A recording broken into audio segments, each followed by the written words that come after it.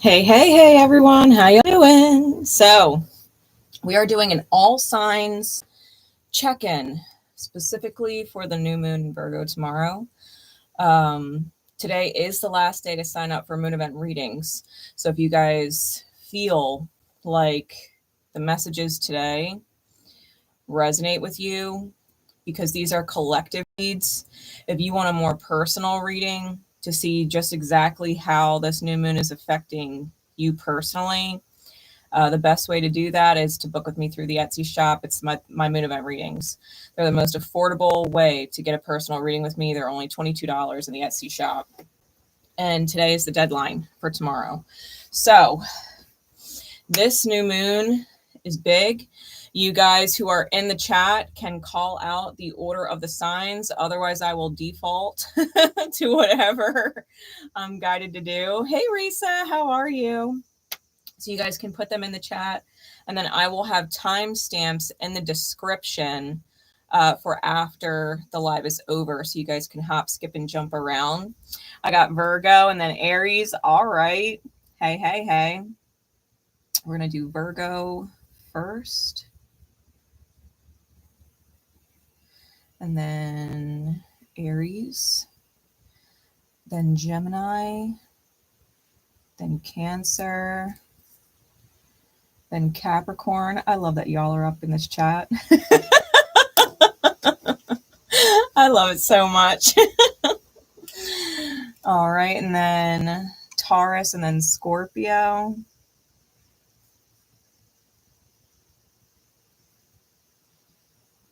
Hey, Kristen. Hey, Kelly. How you doing?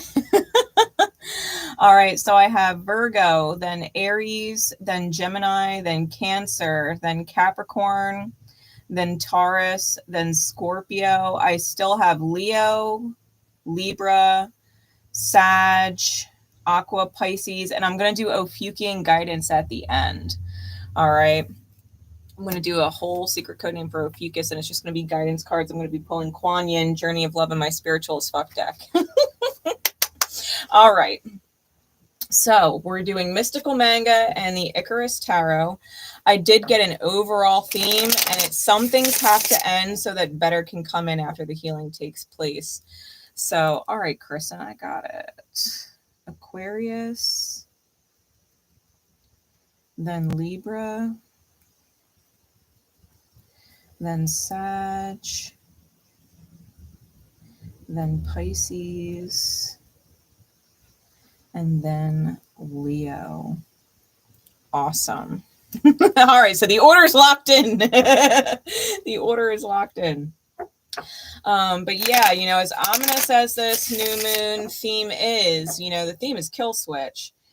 And it really is meant to make room for what is meant for you. Ultimately, that is the whole method to the madness behind this new moon, which kicks off our eclipse cycle.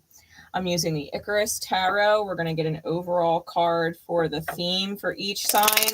And then we're going to get some insights with the Mystical Manga.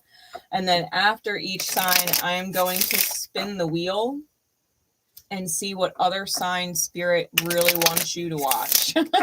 Okay, regardless of how you understand it, in your big three, there is probably something involving that house. It's important. Anybody who has any placements in or around anywhere from like 27 degrees to like 2 degrees of any sign, this new moon is going to be aspecting on your chart in some way. Okay, any degrees between 27 and 2 degrees is going to be major aspecting on your charts. So with that, we are going to start with Virgo. Timestamp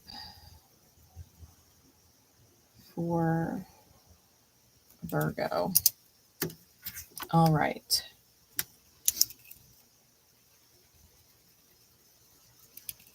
Here we go. Spirit, what is the overall energy or theme for Virgo Because energy is definitely leading the charge with this new moon. So what is the theme for Virgo energy? We got the Fool. Definitely that 0 degree.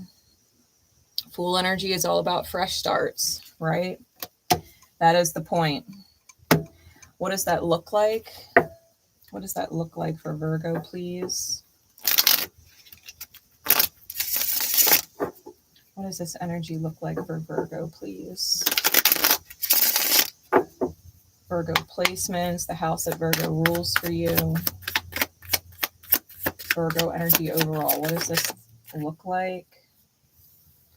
We've got the 3 of Cups.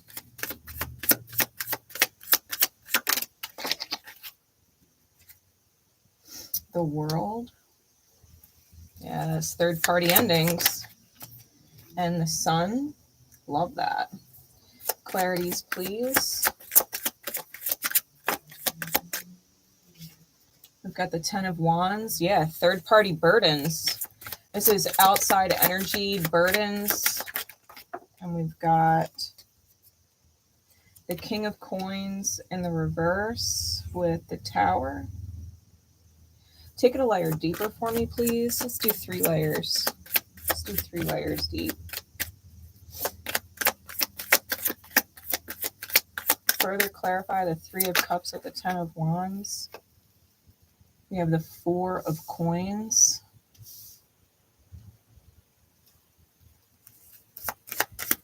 Clarify the World with the King of Coins reversed. We have the Knight of Wands.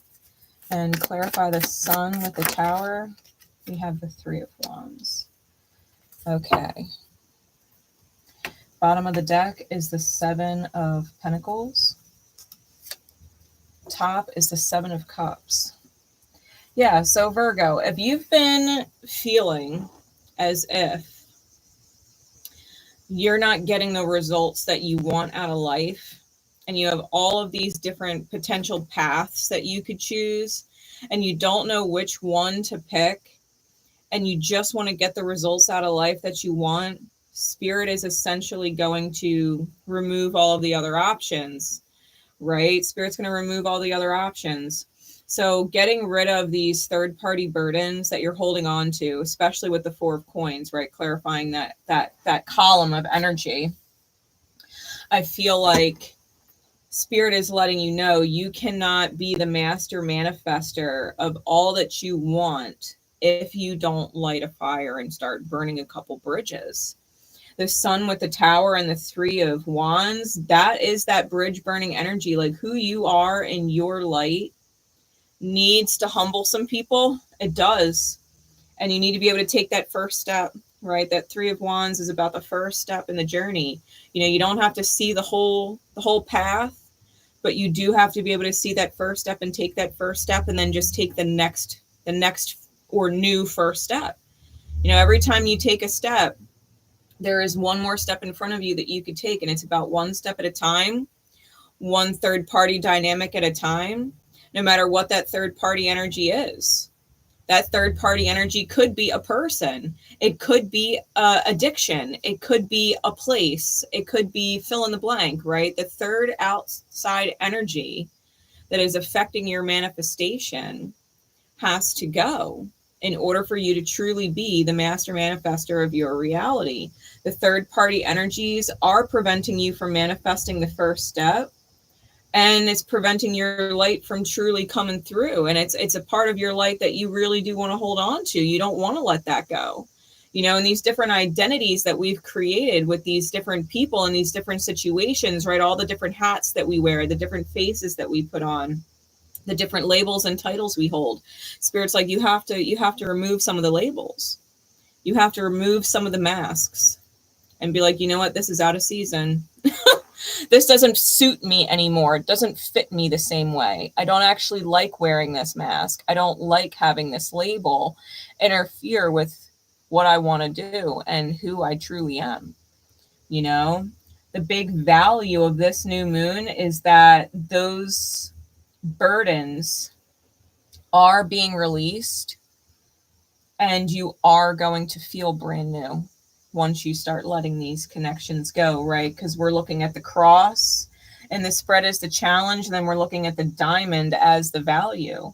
And the big value is that this 10 of Wands is towering. The cycle's closing, and the reinvention of the self is really taking hold. It's that ignition, right? That big ignition. So Virgo, yeah, it might be uncomfortable, you know, letting certain third energies go.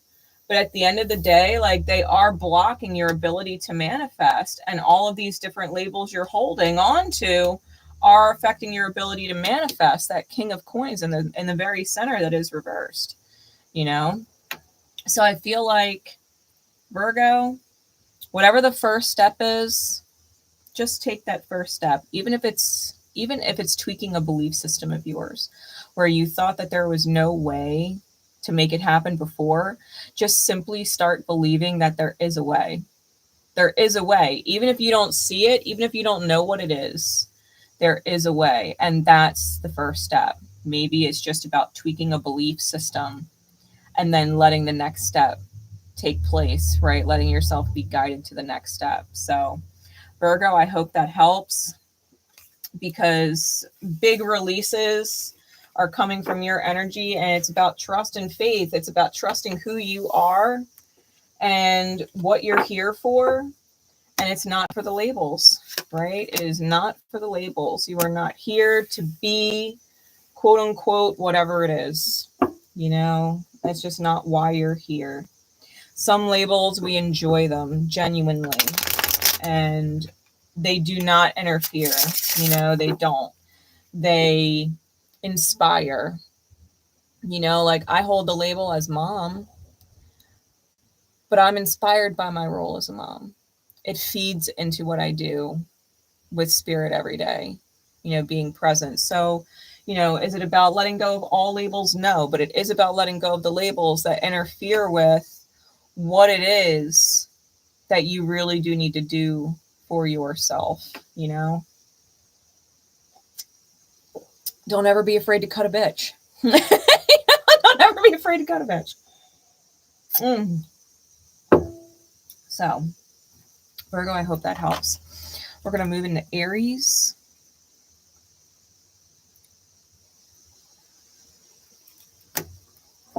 All right, Aries.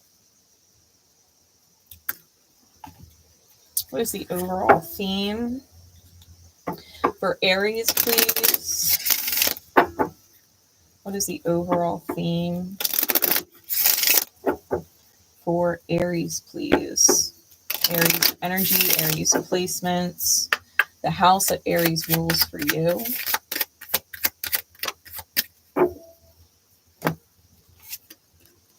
Ooh, we've got greed. Interesting. That's a special arcana for this deck. Greed.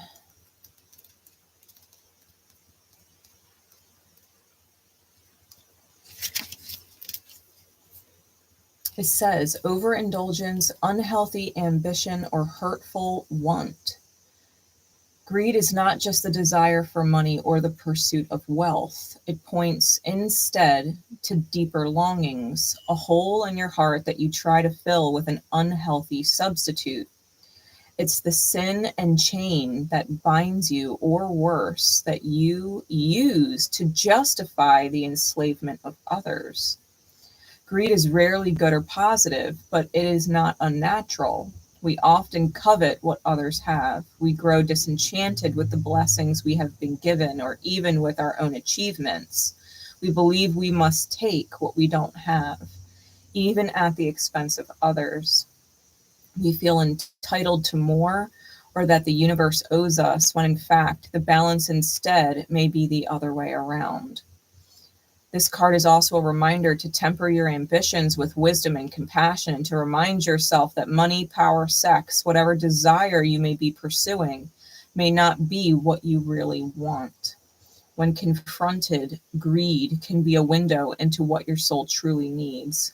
When it's indulged, greed can lead you back to the same pitfall over and over.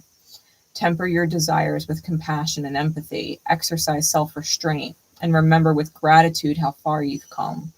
cultivate generosity so you can direct your good energy back into the universe instead of focusing on taking. Big theme for Aries. All right, what does that look like, please, Spirit? What does that look like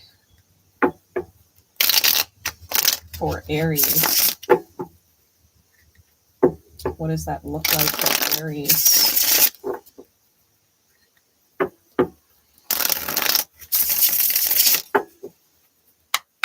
Please and thank you, Spirit. What does it look like for Aries?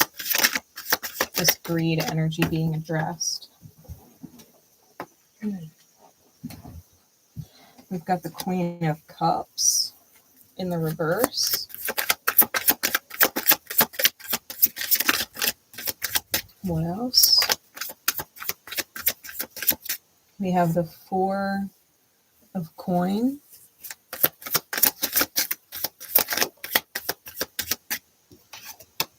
We have the Three of Cups reversed. Ooh. We have the Star reversed. And the Page of Cups.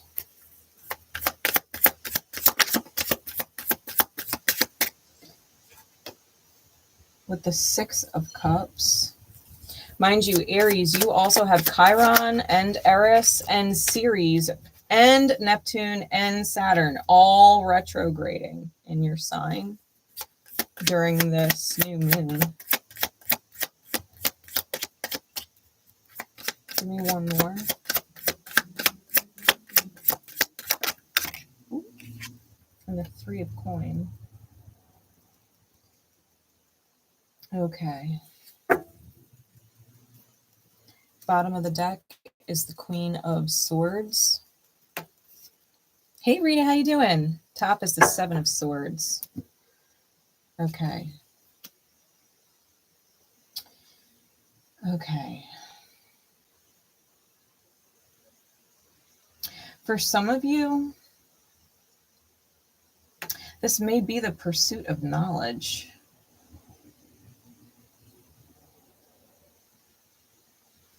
Instead of applying what wisdom you already have, pursuing more knowledge.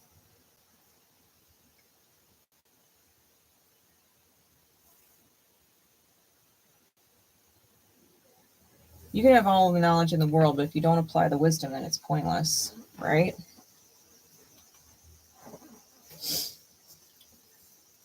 It's almost as if I'm getting this vibe, like top and bottom of the deck. It's almost like I'm getting this vibe of feeling like if you know more,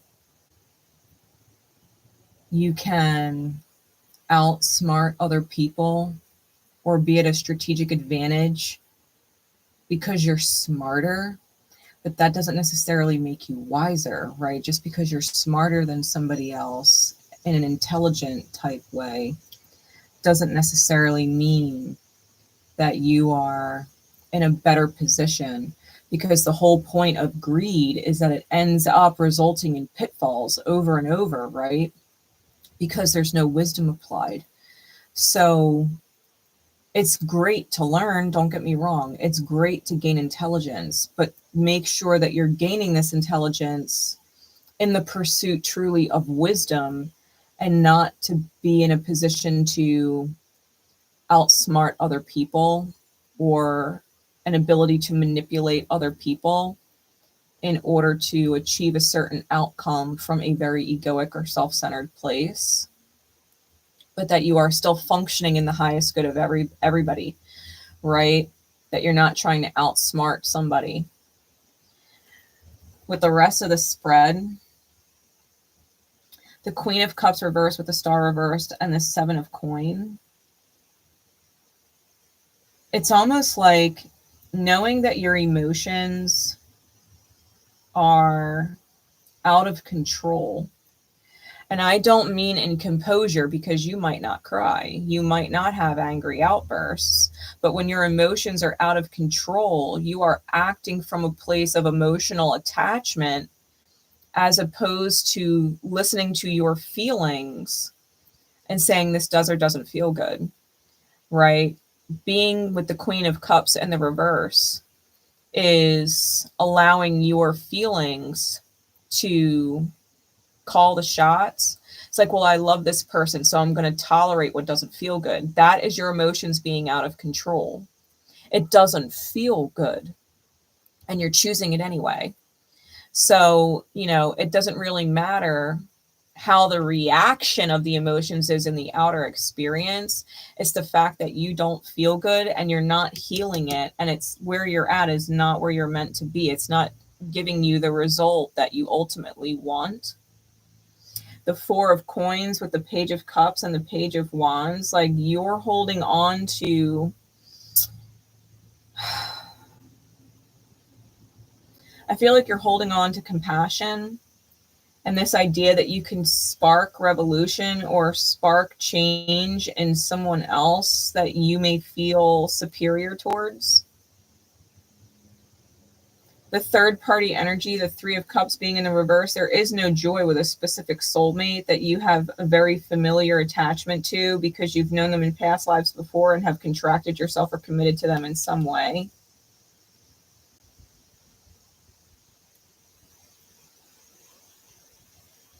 The big challenge for you is the fact, you know, if your emotions are shut off, your eyes are closed to having compassion for yourself within the commitment, you're not applying that beginner's heart energy and seeing how important that is for the contract. Like if a specific soulmate is not in alignment with you and it's causing not feelings that don't feel good,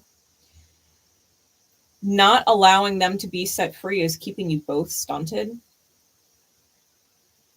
The Three of Cups with the Page of Cups and the Seven of Coins, the inability to be in beginner's heart isn't helping your third energy achieve the results that they need in this life from a spiritual standpoint or their highest good either.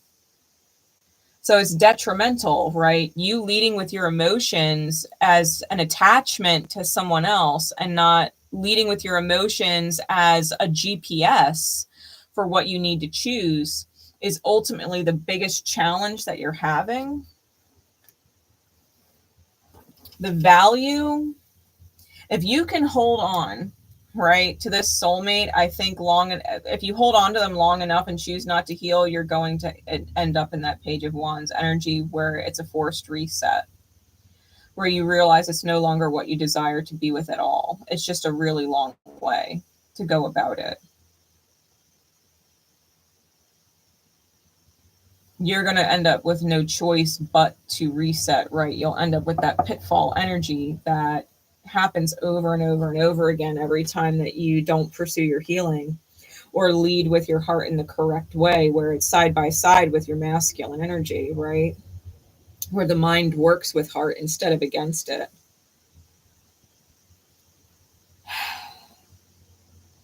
Aries, I hope that helps. I totally forgot to spin the wheel for Virgo. We're going to spin the wheel for Aries. What other sign does Aries need to watch? Cancer. And Cancer naturally squares your sign. Jupiter's there. So I would definitely take a good look at Cancer's reading to see what challenges you may be up against, Aries, from your chart that this is causing you an issue. Okay. Whoever this third energy is. And it does feel like a who. It doesn't have to be, but it definitely feels like a who. Like you've attached yourself to a specific soulmate. And being a quote-unquote hero or the knight in shining armor, not realizing that you're actually in the mirror of things, the villain in the tail, keeping it stunted by focusing on, you know, them and not your healing. All right. That was Aries.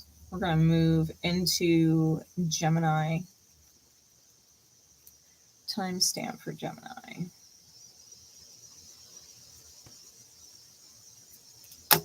All right, Gem. So Spirit, please. What is the overall theme for Gemini with this new moon. Now, Gemini is naturally squared to Virgo, and Uranus and Sedna are conjunct at 1 degree in Gemini for this new moon. And it's an exact square to that energy. The new moon in Virgo energy is 0 degrees. So, challenge with revelation and maybe seeing how your stubbornness is forcing your downfall. Theme is the Hierophant. Needing to get rid of the mice. The mice are synchronistically thieving energies. They make a mess out of your pantry. They spread dis-ease. And they need to be taken care of. They have no place inside your house, which is symbolic of the self, right? The home is the self. You have mice inside your house, right? Energy thieves. Energy thieves. What does this look like for Gemini, please? What does this look like for Gemini, please? Gemini energy, Gemini placements, the house that Gemini rules for you.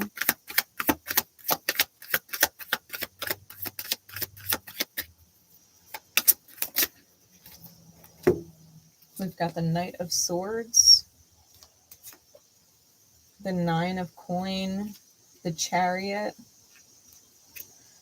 and the Five of Swords. What else? Clarities, please. We have the Nine of Swords in the middle.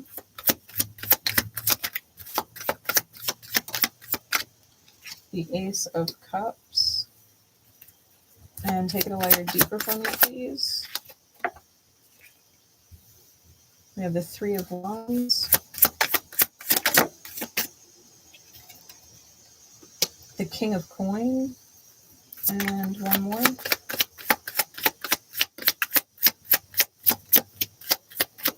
One more for the Ace of Cups and the Chariot, please. We got 2. We got the Death card and the Strength card in the reverse. Bottom of the deck is the Ten of Swords. Top is the Seven of Cups. Okay. So Gem, the biggest thing for you is the fact that there is major sabotage due to confusion. And I'm definitely getting this kind of debauch energy with the Seven of Cups. Overindulgence in some kind of vice. I'm pulling like 7 deadly sin energy.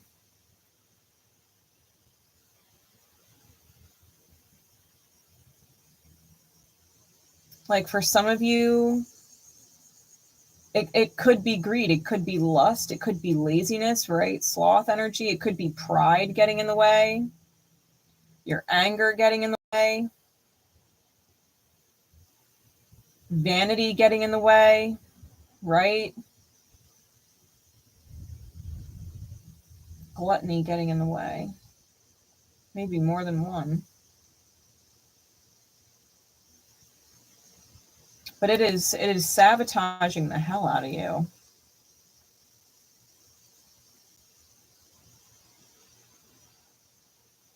It's what's allowing the mice to stick around. The Knight of Swords with the Five of Swords and the Three of Wands.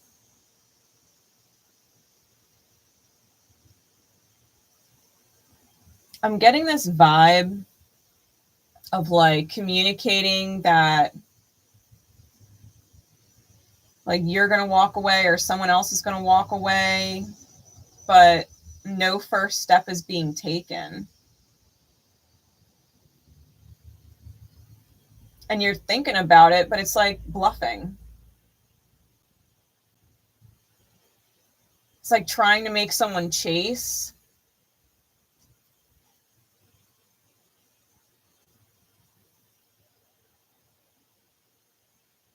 When really you maybe really do need to go.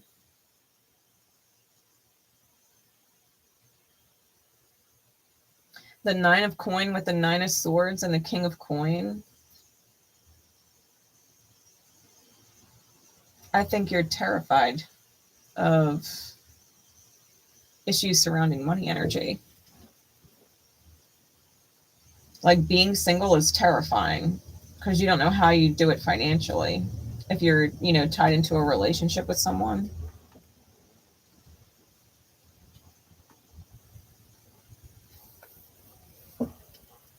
For some of you, it might be that career switch that you need.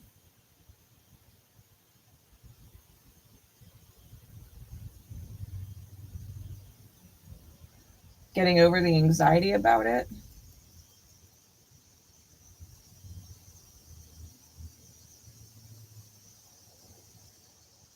I'm really feeling like there's this fear of incapability. We've got the Chariot with the Ace of Cups and the Death card with the Strength card in the reverse. This is cowardice. This is needing to kill cowardice. The Chariot with the Ace of Cups, you need to be able to move forward and trust. You need to be able to move forward and trust that the universe loves you and will overflow to you, and you don't have to be afraid.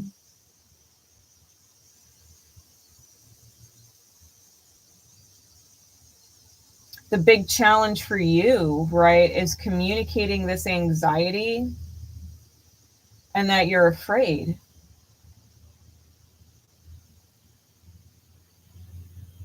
And maybe not acknowledging that within yourself. Right? That moving forward and change into the first step is scary. You would rather stagnate in what's familiar than take a chance on yourself.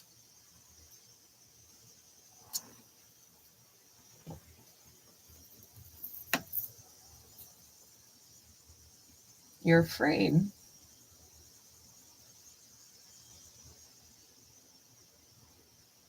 And fear is normal. I mean, that's why we're here, right? To understand and learn what fear is and what it does, and that we don't need to be afraid, right? We are here for that reason. But you are in a place, Gem, where you're letting financial matters potentially control your experience, and it's resulting in stagnation. Like the Hierophant as the theme, it's the major arcana for Chiron. And so you may have a serious wound, right, where you martyr yourself or sacrifice yourself, or are sacrificing your mind and your ability to think and reason with this idea that you're helping someone else,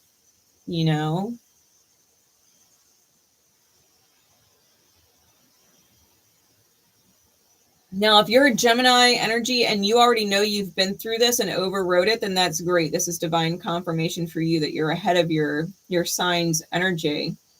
But I feel like for a lot of Gemini and energy, they're having a really hard time. Like nightmares. They're having like nightmares over this shit. Like I'm getting panic attacks and high anxiety at the thought of change. They're freaking out because they don't have the courage.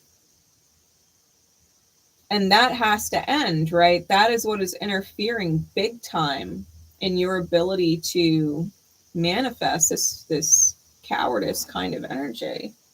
Now, the value of this new moon for you, being independent, yeah, it is going to result in arguments with people walking away, moving away, maybe you moving away or changing locations or changing situations, changing career paths, changing different things. It's the universe overflowing to you so that you can manifest what you really do want to manifest.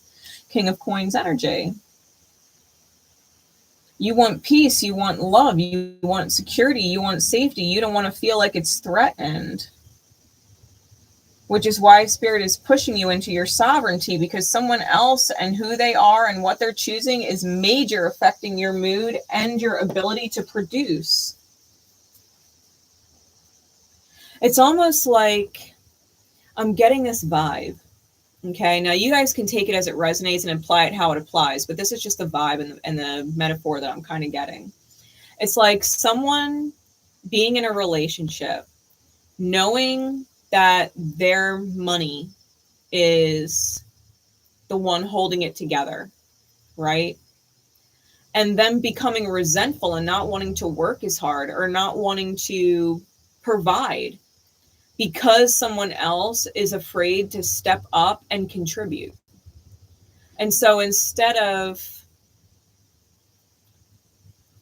working their hardest or doing their best, they're slacking off from bitterness, and the other person is freaking out, right? It's like this person's freaking out because they're not supporting or contributing at all to the energy of the person who's, you know, the main manifester or the breadwinner, if you want to call it that.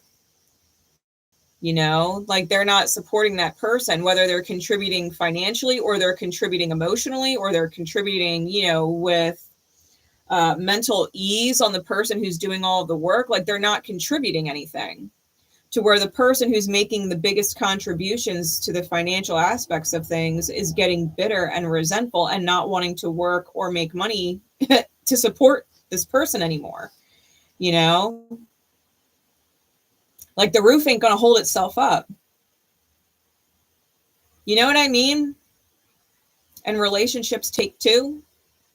It doesn't matter what dynamic you have, but there has to be 100% support from both parties for it to be the most efficient and effective relationship dynamic that you guys can have. Hey, Christina, how you doing? So it's like, take it as it resonates, Gem. But I feel like someone is afraid that they actually have to fucking step up in some way. Like, I'm sorry, but if you need to step up and be better for someone who's supporting you at 100 and their ability to support you at 100 is waning because you are not coming up with the same 100 that they've been putting in for a hot minute, like that is definitely a you problem. That is definitely a you problem. And why are you choosing something that you can't bring yourself to support? And or why are you continuing to choose to support something that is not supportive of you back in the ways that you need to be supported back? And whatever this vice is, whatever this quote unquote 7 deadly sin is, if it's not more than one, it's a major problem.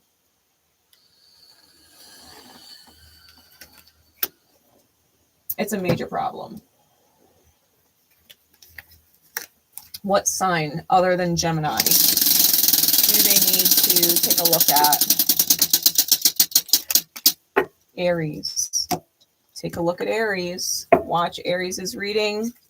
There is probably something in there for you that you need to better understand and how it's working in your chart in relation to your sign, right? All right. We're going to move into Cancer. Timestamp for Cancer.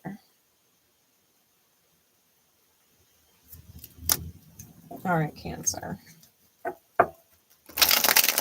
So Cancer, you've got Jupiter and Venus in your sign during this new moon. You do have trines going off to Juno and Lilith, especially from Venus, and they're aspecting on Saturn and Neptune. There's a little bit of a wide orb, but it's a trine. It's 4 degrees to Aries energy. So off sign trine from Venus and a square to Chiron. So what is the overall theme for Cancer, please? What is the overall theme for Cancer, Cancerian energy, Cancer placements, the house that Cancer rules for you? What is going on? Cancer, we've got Icarus. It's a special major arcana to this deck.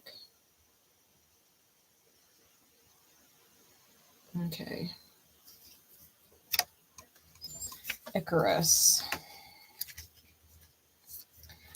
is about conquering fear, changing inevitability, taking risks, guided by knowledge and balance. Most of us are familiar with the story of Icarus. Icarus and his father were imprisoned in a tower. To escape, his father built them both a set of wings made of feathers glued together with wax. He told his son to not fly too high, as the sun would melt the wax, but also not to fly too low, for the sea spray would weigh down the feathers, causing him to crash and drown.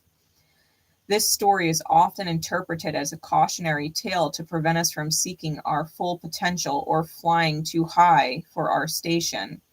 However, we can also view it as encouragement to take the first step towards our goals, to set aside our fear of failure and jump out of the tower in the first place, to put ourselves at risk of both sun and sea and attempt the dangerous to escape imprisonment. And that perhaps is better, to chance your death by trying something new than let fear hold you back. This card is also a warning to watch for danger. Just as Icarus should have noticed the slow melting of wax, we can realize when we're flying too close to the sun and adjust our plans without losing sight of our goal. Icarus's story doesn't caution us against thinking too big, but against getting distracted. Icarus's goal was freedom, and while flying toward the sun felt like freedom, true freedom was instead getting back to solid ground. This is a lesson to analyze your values and not be distracted by things that may not be your end goal, but feel like it. It may feel nice to be comfortable, but if your goal is to grow, comfort is just the distraction. Icarus's main flaw may not have been hubris or carelessness, but instead fearing the cold danger below, at the risk of knowing that staying too quote-unquote safe and risking nothing will instead be his true downfall. Icarus may be instead a story of diving toward the unknown and fearful, and the realization that what is warm and comfortable is not always your true goal. Balance is required, but there are risks, and what may seem to be the more dangerous path may actually be your path to freedom. It's about taking the risk and being fucking smart about it. Okay, you can't get ahead of yourself. You can't get ahead of yourself. You know, if the goal is freedom, don't be distracted. Don't be distracted by the comfort zone. How could you be free inside a comfort zone? Think about that. If the goal is freedom, freedom from your wounds, freedom from past traumas, freedom from restrictions, freedom from feeling pain or disappointment or all of these things, right? Then you really got to think about what the end game is. Where is actual freedom and what does it look like? You know, the thing about the story of Icarus that they don't often talk about is that his father was a really talented, the most talented artist and architect, inventor at the time. He was extremely talented. And Icarus was living in his shadow. And so for the first time, when they flew out of that tower, he could choose whatever he wanted to choose, and he wasn't in his father's shadow anymore. He wasn't doing what his father told him to do.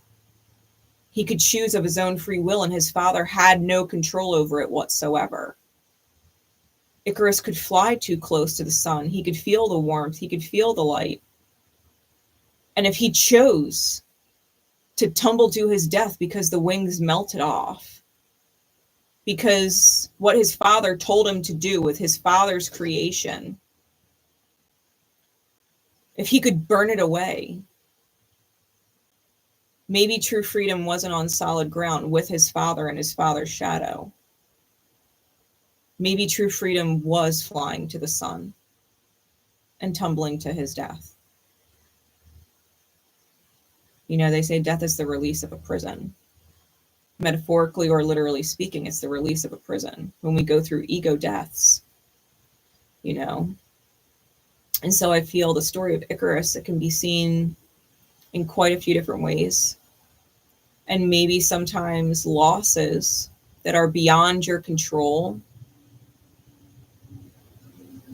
are to help you better understand that the grip of control causes other people to want to break free.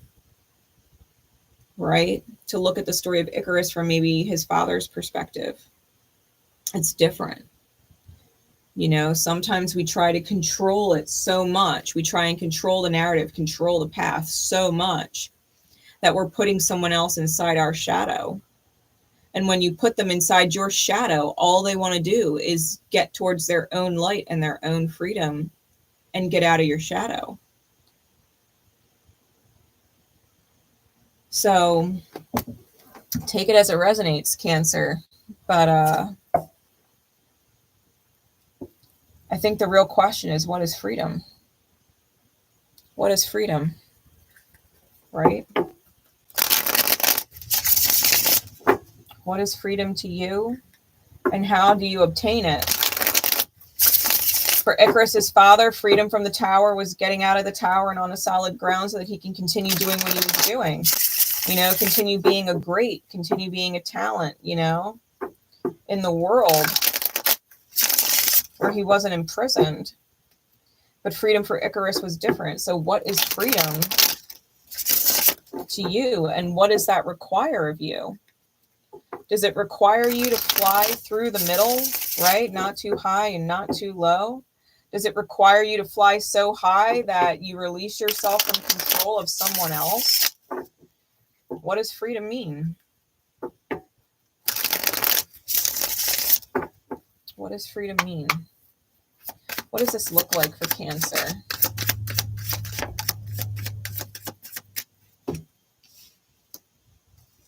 Got the King of Wands in the reverse with the Seven of Swords in the reverse.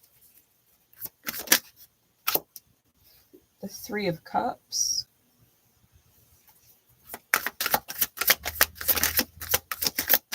Clarities, please. Ten of Coin. Ten of Swords. Seven of Pentacles. Take it a layer deeper for me, please.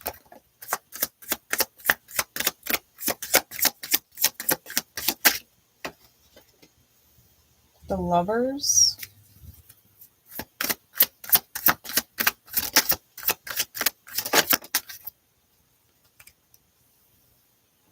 With the Two of Cups and the Six of Wands. Bottom of the deck is the Empress. Top of the deck is Strength. We've got a lot of major arcana out here.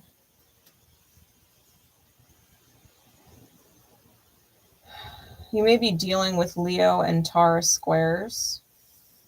We've also got Gemini out here in a challenge position. Okay. So Cancer. I feel like when you are in your highest receiving, right, it does take a lot of strength to quiet the ego in order to get there. If you want to receive your highest receiving, your highest manifestation, you really do need to shut your ego down in what you think you want or what you think you need to do or what you're trying to control. You need to stop trying to control it.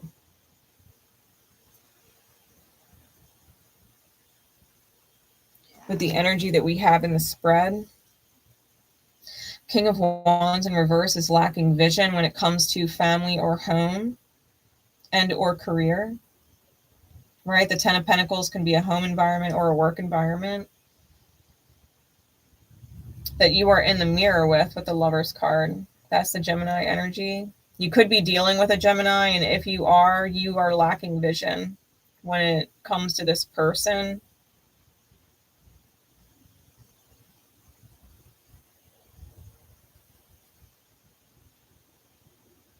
Or you're allowing them to dictate or control the vision.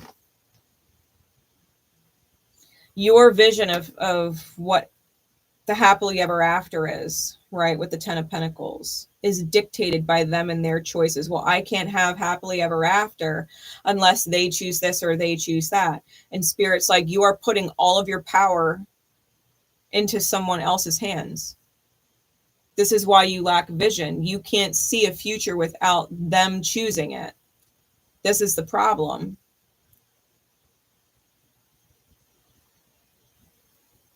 The Seven of Swords reversed with the Ten of Swords and the Two of Cups. The truth.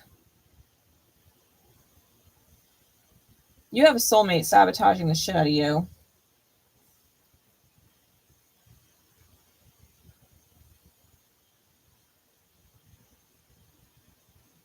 And you're allowing it. And you're allowing it, which is what this is. You're saying, I can't have my master vision. I can't have my happily ever after because so-and-so is not doing what they need to do. And Spirit's like, yeah, but you keep choosing them. But you keep choosing them.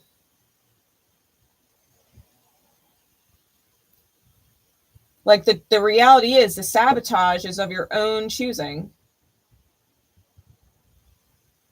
You want the third parties, right, to put in this effort, the Three of Cups with the Eight of Coins to the victory. You want them to make it happen, make it worth it, put in the effort, right? This third energy. Where the challenge that you're facing, this third party energy is sabotaging the connection. They are a shadow mirror. They do not hold vision. Your inability to visualize victory is what is sabotaging you in the first place. You don't see how you can get victory without them. That's the problem. Spirit's like, why are you putting all your eggs in this basket? Right? Why are you putting all your eggs in this basket? The truth is the value of the spread, right? The diamond. The truth is your happily ever after comes from effort when you sync with the right soulmates. The right soulmates. And it's not this person that you think it is. This is the lovers versus the soulmate. And maybe you have to do that inner healing to where you can receive the right soulmate. Because you've placed a lot of high value on somebody. Higher than all the rest. You've chosen them over and over and over again, right? In hopes that they would be it. Be the answer. Be the victory. When maybe Cancer, for some of you, and not all of you, for some of you, you're valuing a romantic dynamic, right? The lovers, when it should be a friendship or family dynamic. With the Two of Cups. Maybe the highest value relationship you have or your freedom, right? We're talking about Icarus, the freedom, needing to release control about the narrative, right? To receive your highest manifestation, you have to cut your ego out. Maybe the answer is not through a romantic relationship. Maybe the answer is through a friendship or a family relationship. Maybe teaming up with a coworker. But it's not the way you think.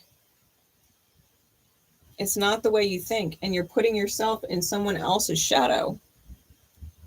You're putting yourself in someone else's shadow.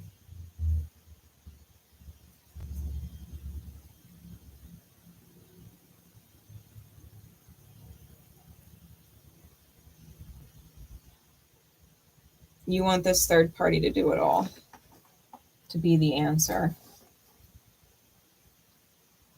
And that can't persist, right? That cannot persist.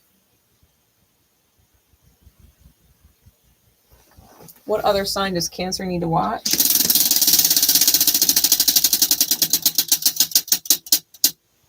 Taurus. Watch Taurus's read and see how that plays a role in your chart.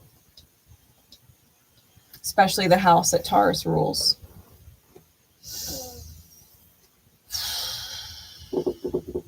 Especially because Uranus is going to retrograde back into Taurus for like a final time, for a hot minute before it re-enters Gemini permanently for the next, transit cycle. You may need to take a good look at what's going on inside your Taurian house. All right. Cancer.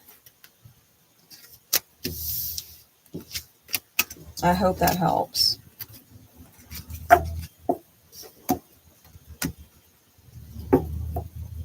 right. We are going to move on to Capricorn.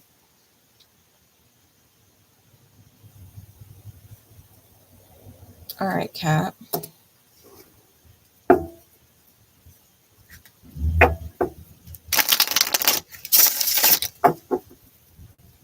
It's Capricorn, then Taurus, then Scorpio.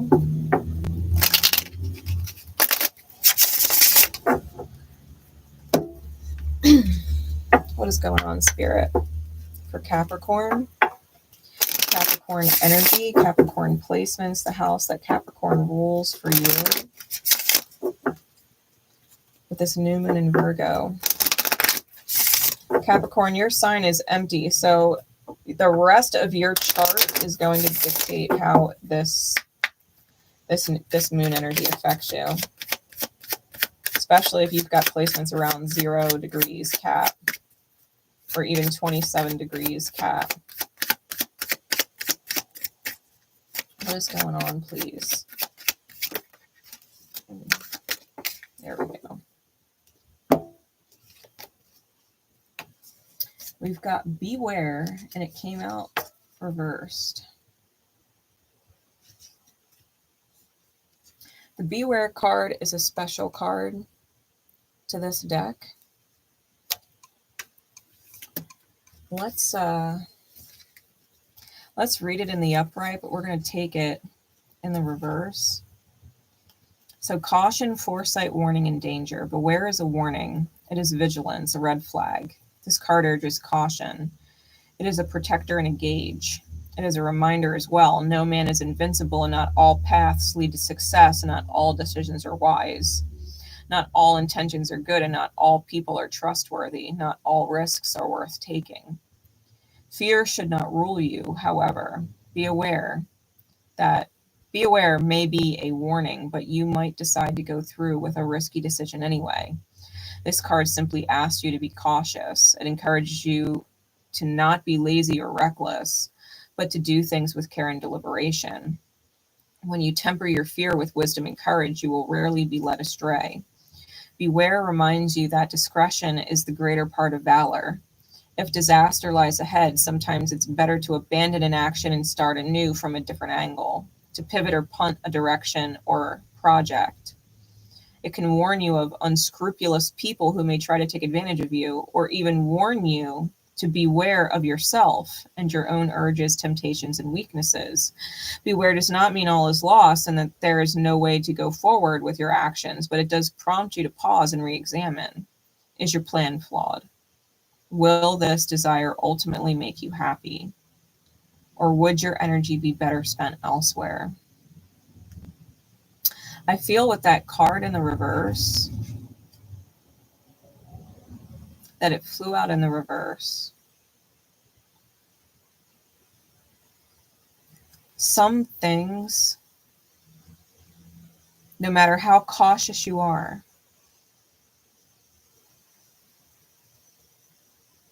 some things can't be avoided. Some things can't be avoided. And maybe you are very aware of the red flags, very aware of dangers, very aware of people who would take advantage of you, take your kindness for weakness, who would tempt you. Maybe you are very aware. Maybe you see the red flags and you're like, absolutely not. Like, thanks, but I'm good. That you know when risks are not worth taking. That you know all people are not trustworthy. That you know it.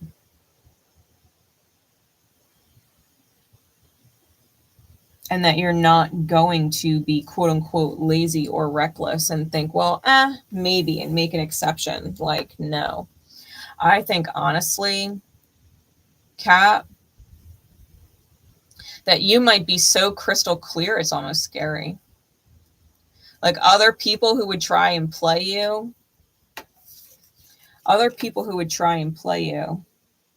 knowing that you're loyal. You're like, don't get it twisted. You know what I mean? Like, don't get it twisted. It's not you that I need to be aware of. It's you that needs to be aware of me. Because I feel like you're not going into your dark places. I feel like you're refusing. I think you see very clearly.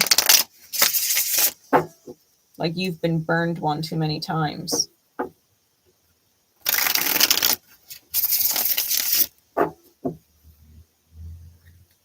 Maybe even to the point that you're being a little overly cautious.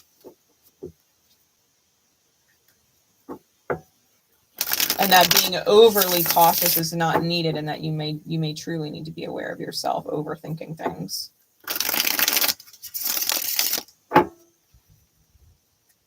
What does this look like for Cat?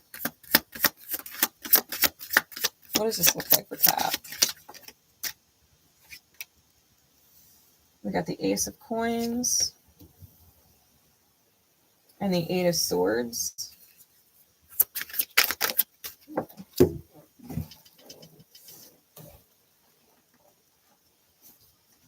We got the Ten of Swords in the reverse.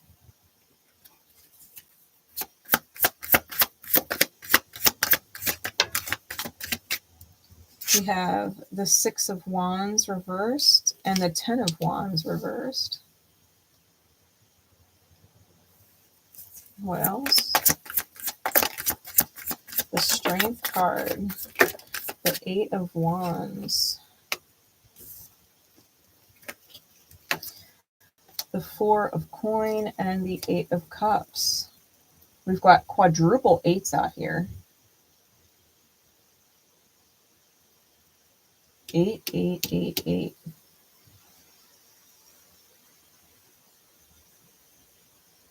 And double tens. Triple ones because we got the ace. Okay. Ace and ones may be really synchronistic for you, Cat. We also have the Moon card, 18. And the Ten of Coins on top.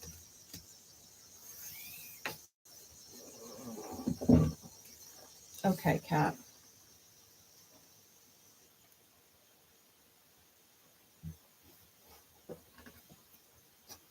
The top and bottom of the deck.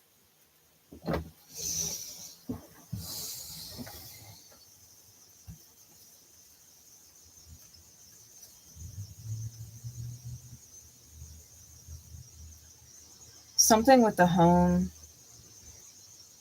or the career. You might be in a blind spot.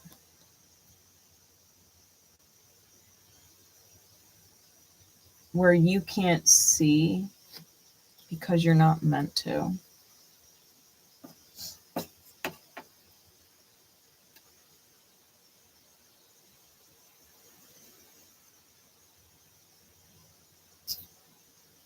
I feel like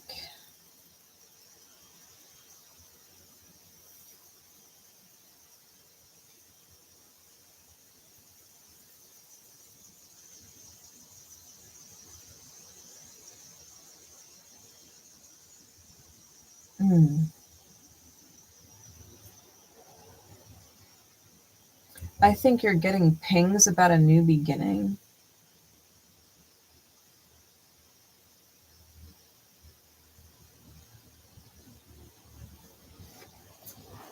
But it's almost as if there's a loss that comes with it.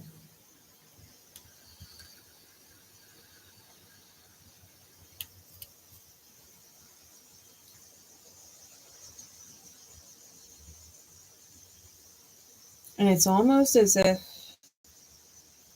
it's like the pings are there and you could feel the pings, but I'm getting this vibe of like not being able to connect the pings.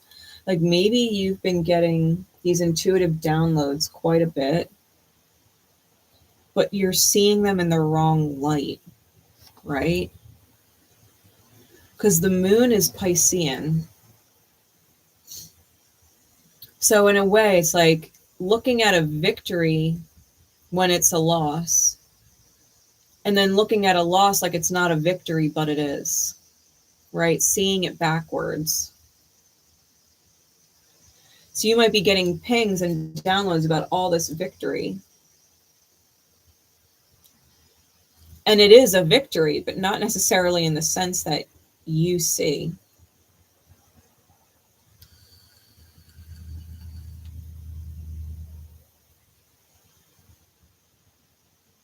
The Eight of Swords with the Ten of Wands reversed and the Four of Coin.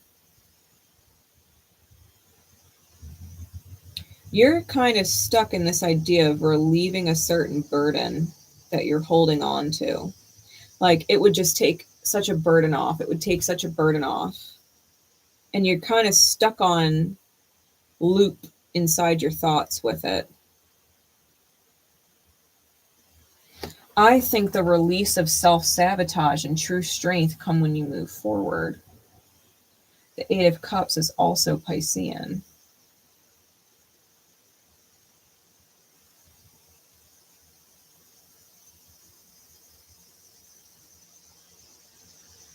What this pertains to, I would check the house that Capricorn rules for you, because that's going to give you the biggest insight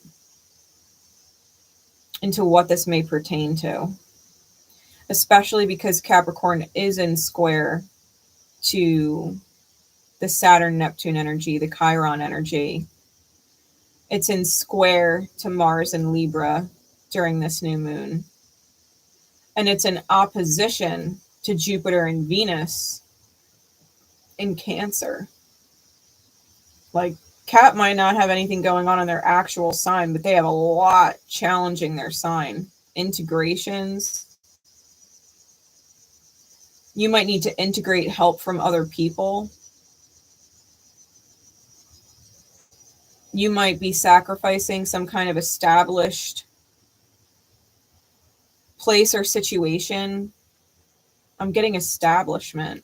Something that's been established. You might be challenged, right? To sever it in order to bring in harmony.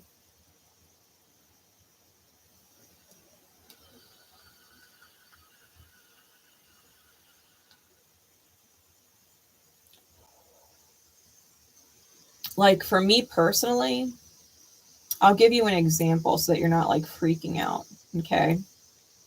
Because I already know I've kind of tapped in ahead of the curve with this new moon. Capricorn rules my 7th house of partnerships. And I was in partnership with a longtime best friend of mine. And being in connection with her always felt like such a victory. But Spirit was kind of giving me these pings, right? Giving me these pings that the loss is the new beginning. And I was trapped in my head about it, like holding on to it. That, you know, this person brings a release of burden, right? And it was repeat. And yet the sabotage was released when I found my strength and took my ego out of the way and moved forward without this person. I let go of one of my best friend during this transit. And I feel like there's something that you view as a victory that is genuinely in your way. And it needs to be released.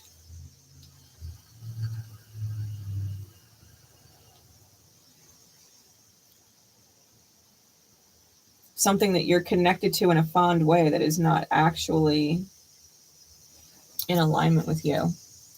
My son's a Capricorn. He went through a similar situation. He ended up letting go of his best friend. We're both going through the same thing. It's kind of wild. But he was, you know, planning a future with this person and, you know, looked at it as a relief from burden, and he wouldn't let go of that. But it worked itself out that way. And he ended up moving forward, and he feels better, you know, just knowing that he can relax and he's not under so much pressure to be something that isn't truly aligned for him.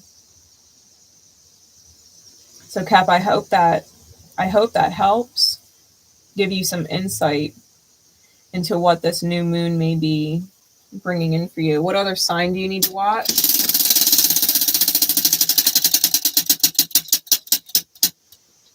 Leo. Yeah, watch Leo. Watch Leo's read, because that is in square to your sign, and that's probably going to be where your biggest challenges are, where you need to let go of things, whatever house that Leo rules for you. Okay? The house that Leo rules is going to be specific for you on what you may be letting go of. All right. Capricorn.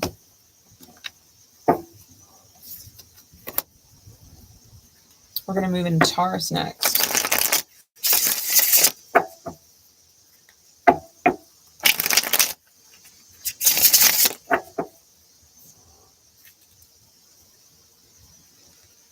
Timestamp for Taurus.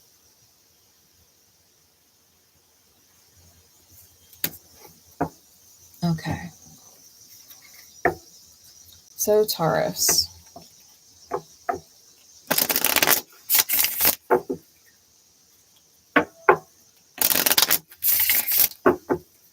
What is the overall theme, please, for Taurian energy?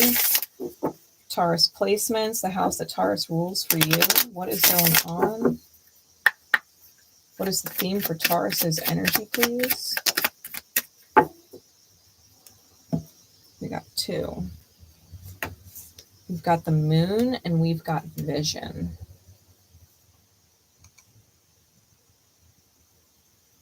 The moon and vision. The vision is a special major arcana to this deck.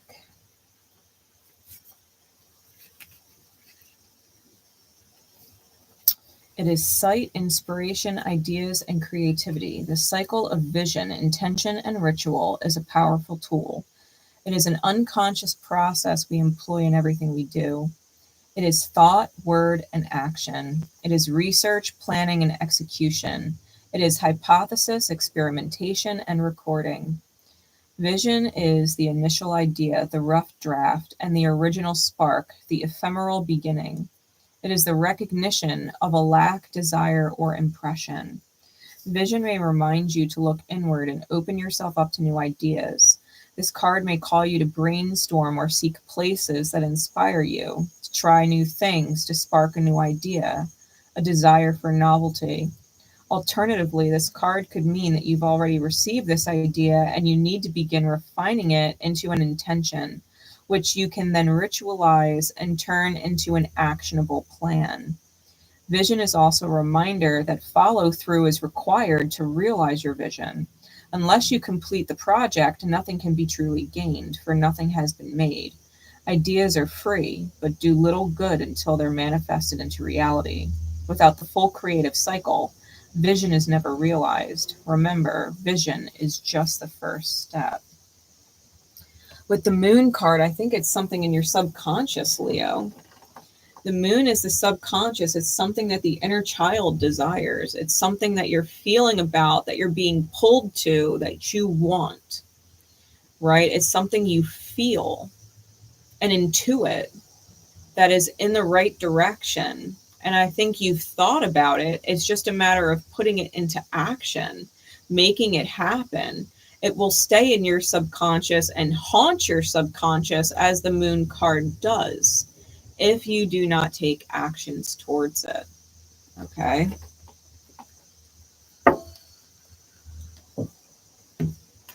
What insight, please, for Taurus? What does this look like?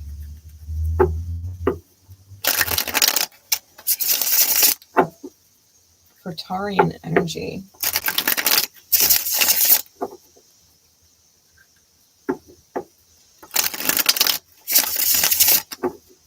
What does this look like?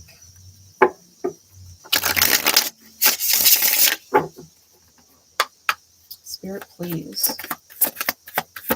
This new moon in Virgo, what does it look like for Taurus with the moon and vision? We've got the Page of Swords reversed.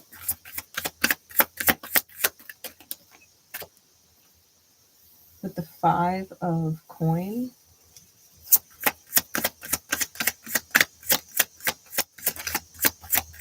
Your heart space is hurting. And the moon card now out twice. Clarities, please. Got the Ace of Wands and the Tower in the middle. With the Justice card, Libran energy. Take it a layer deeper, please.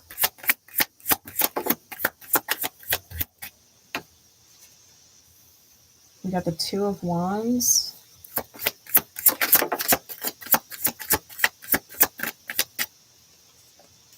The Three of Wands.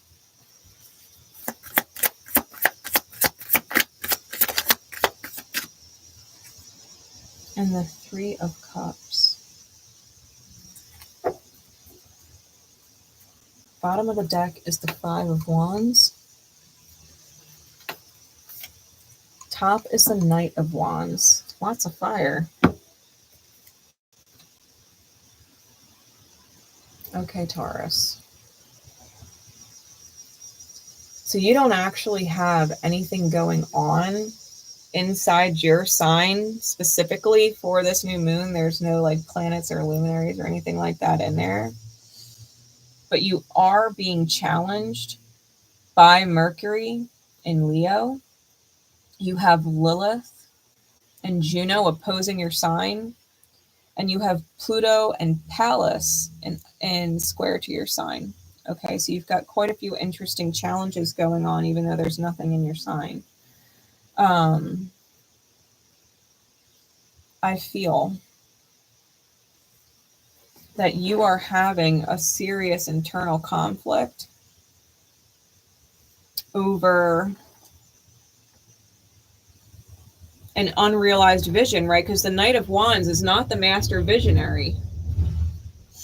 I think that you have ideas forming, but you genuinely haven't put them into motion, which is what is creating this internal conflict for you. You have this idea of what you want, but you haven't taken all the steps to truly make it a reality.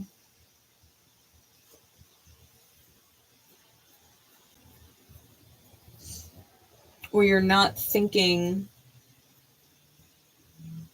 or visualizing big enough.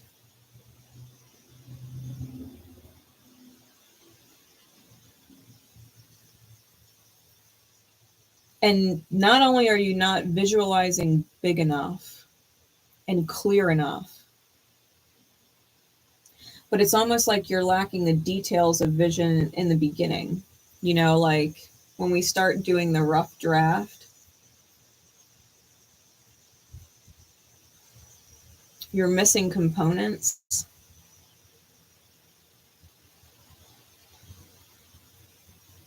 Like in order to have a lifestyle, let's just use an example, right? Let's just say you want a particular lifestyle with your partner, and you have this idea of what happiness looks like for you and who your partner is. But you don't necessarily, or are not necessarily incorporating what your partner wants into the vision. Like, you know who you think your partner is and who you want your partner to be. But when you're thinking about your future and what you require for your future, you're not thinking about what your partner requires for their future, what they want. So it's incomplete, right? The vision's incomplete. Like, to truly have the whole vision mastered inside your mind, not only do you have everything that you want in the vision, but you're after everything that your partner wants in the vision and making it happen, you know? So it's like something's missing and you're internally conflicted about what you need to do in the first steps to move forward because part of the vision is missing and you're thinking too small. With the Page of Swords reversed with the Ace of Wands and the Two of Wands,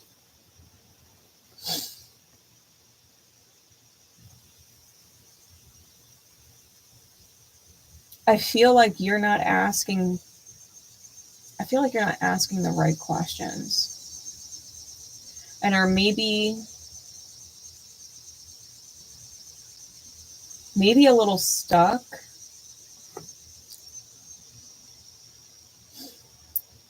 in your own world,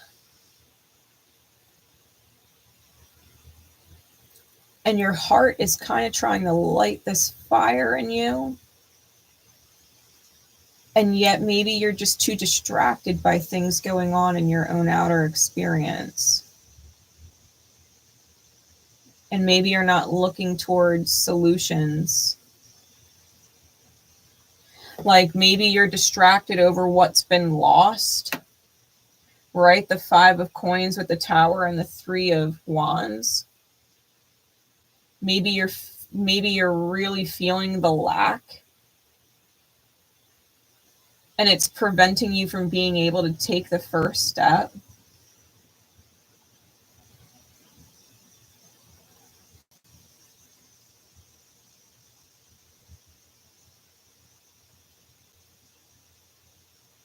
Like, what is it that you feel you lack, that you can't see and visualize bigger? Where do you feel your shortcoming is, or your flaws are, that you can't receive bigger?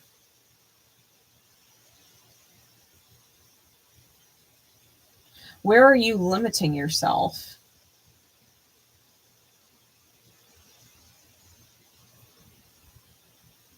Because the moon with justice and the 3 of cups, I feel like your inner child really does know what's fair, and you need to be able to celebrate in what is fair,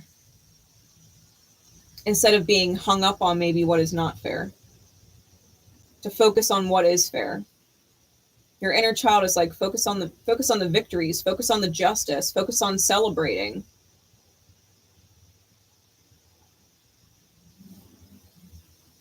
Focus on the celebration.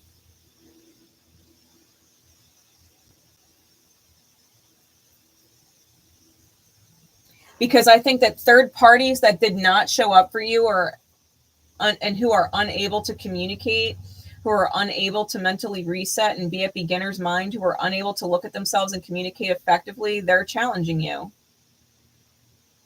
Especially if the tower has already hit in those dynamics. The illusion that you have that you're stuck right now, that's preventing your ability to visualize. You're not stuck. You just believe that you are, and it's a false belief.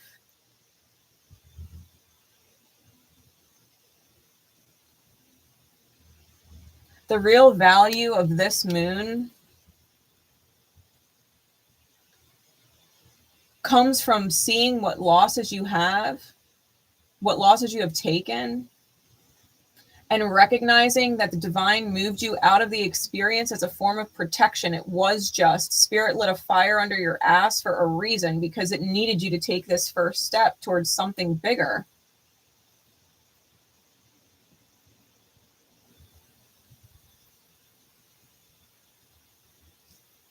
Don't be worried about what you don't have. What you don't have for a reason. Who you don't have for a reason, because there is so much better. Reason to celebrate what is truly just in spirit's eyes is there for you. If you can bring your inner child out of this place of abandonment. Do not abandon your inner child, who is like dead set on justice, dead set on what is fair.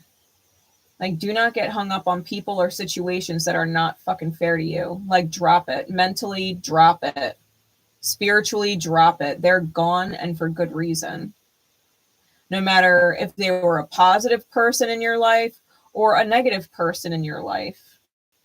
It doesn't matter. They're gone for a reason, because there is better coming in. Something worth celebrating. And if you are not focusing on the right things, I think you're going to end up in a tower. If you're not focusing on the right energy, right? you're going to lose the manifestation. So realign yourself. Say, like, go all in. Say, fuck it. Go all in with your vision. Whatever your inner child wants, that's fucking fair. Go all in and don't look back. Don't grieve what is lost. Celebrate what is coming in.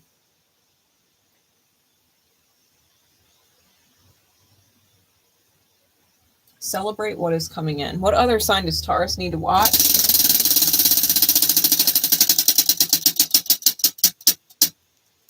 Gemini. Yeah, watch Gem Taurus, because to be fair, Uranus is in Gemini right now, and it is going to retrograde back into your sign for one final visit before it goes forward and direct into Gemini permanently for the next transit. So watch Gemini's reading. Pay attention to what house Gemini rules for you, because that's going to give you some major insights into what is going on in your chart, and maybe where you're kind of sticking yourself. Okay. That was Taurus. We're going to move into Scorpio. Timestamp for Scorpio.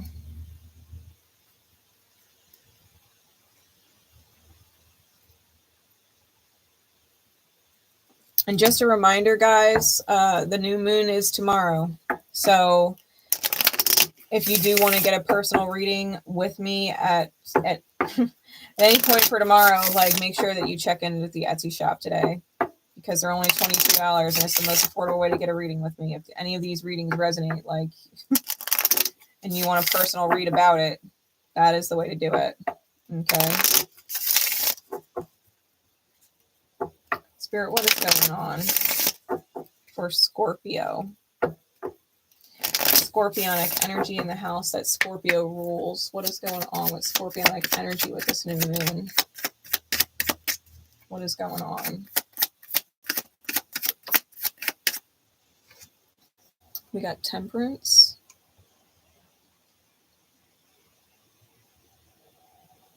Okay.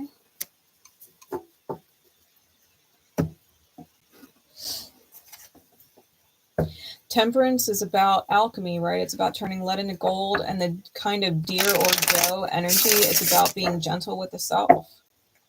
Switching from what is toxic to what is truly of value, right? Choosing to be gentle with the self.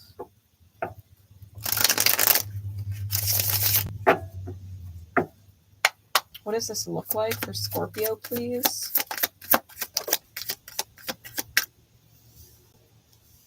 We've got the Eight of Wands and the Three of Swords.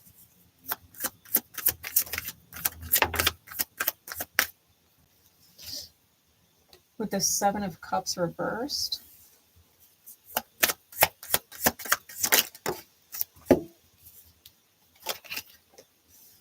We've got the Five of Cups, the Six of Swords, the Death card, and Wheel of Fortune. Give me two more.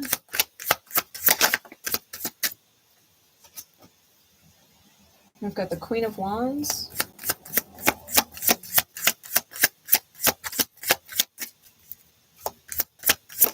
And one more. The Three of Cups. Bottom of the deck is the Page of Coins. Top is the Three of Coins. Okay, Scorp.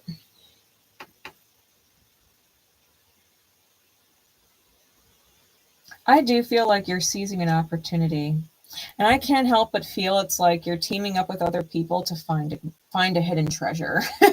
You know, like, whether you're teaming up with one person or multiple people, it's almost like you're going in.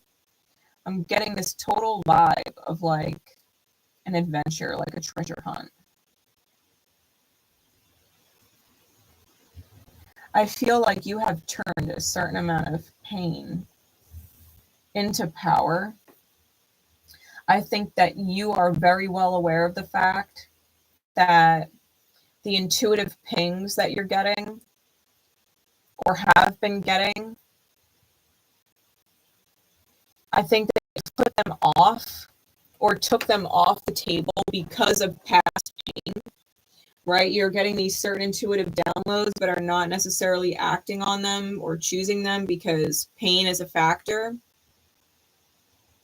But I think you're genuinely tired of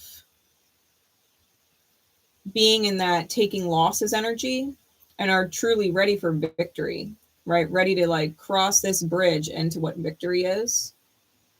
Even if that means reinventing the self, even if that means including someone else.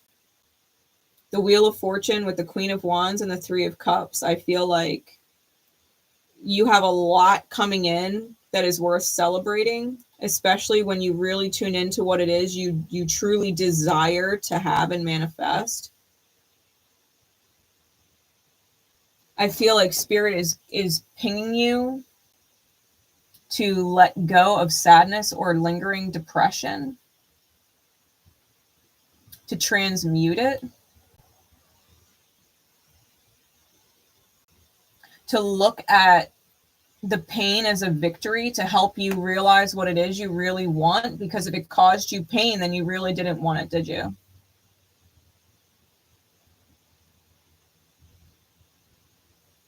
I think your ability to abstain from a certain level of being dead inside, wherever you have deaded yourself, whether it's, you know, deading your emotions or deading your personality, or where you have, you know, deadened yourself and as far as like learning, like somewhere where you've cut yourself off. Even deading relationships, right, where you're like, no, I'm just going to be on my own and I'm deading myself from all relationships. You know, it's like something where you don't have any other option now but to reinvent yourself into a mode of celebration. I think the biggest challenge for you, the X of the reading, is thinking that you already have it all. Like, don't get me wrong, it's not a bad vibe to be in to feel like you already have everything. But Spirit's like, well, you have everything that you need up until this point, but what if there's more? And I do feel like there's more. I think the value of the pain and the loss is really pulling you into this new desire, which means you may have to let go of this idea that you've reached some kind of culmination of achievement. Because to be completely fair, if you have manifested everything and learned everything that you were meant to manifest and learn in this lifetime, you wouldn't be here. There's still more, right? There's still more to achieve. And for you, I think it's positive.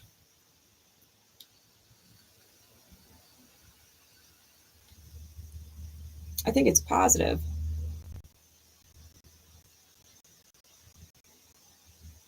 Like you should be going on a treasure hunt. You should be teaming up with like energy and going on this quote unquote treasure hunt. What sign? What other sign does Scorpio need to watch?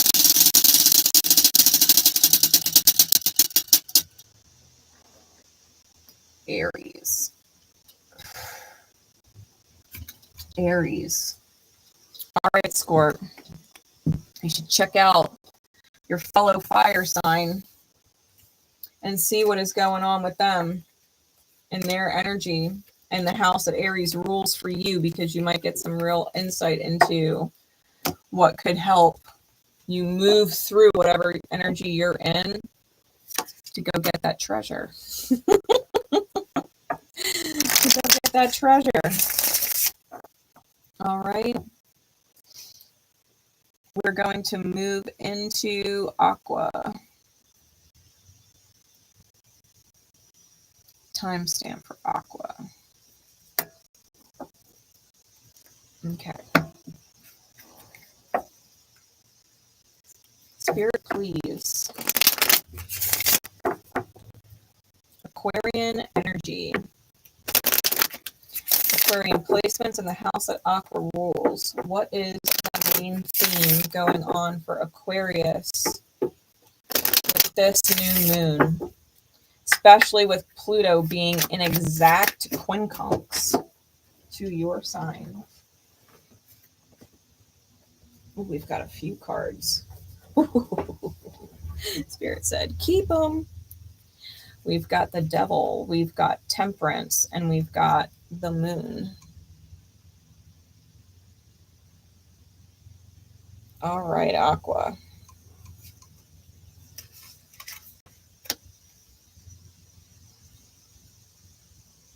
Temperance, the Devil, and the Moon. This is about alchemizing through attachments.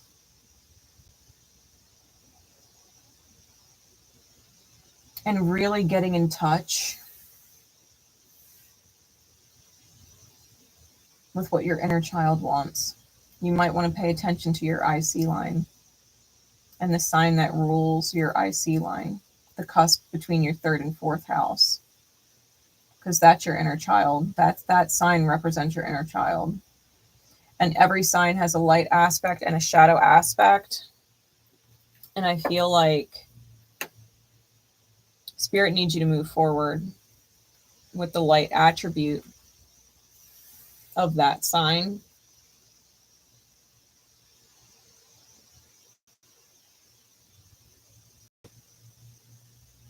There's something about a toxic way of being in relation. I'm hearing in relation to your sign, Aquarius, right? Wherever your placement is, there's a certain toxic attachment to it that your inner child is kind of begging you to reconcile. So let's see what this is about. Insight for Aqua, please. Aquarian energy, Aquarian placements, the house that Aqua rules for you. What does this look like for Aquarius? What does this look like for Aquarius with this new moon? We've got the Two of Cups. What else?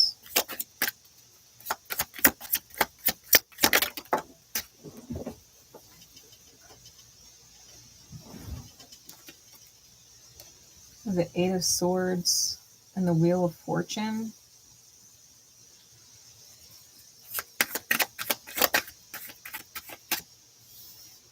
The Ten of Swords. The Five of Wands. And the Three of Wands. We also have the Emperor. Need two more. With the Queen of Cups and the Page of Cups. We have the Four of Coins on bottom. And the Devil out twice now on top.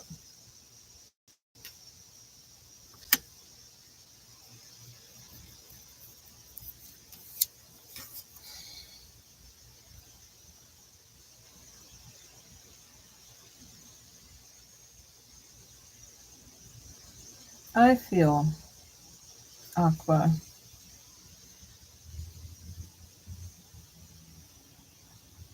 there is a part of you refusing to see something.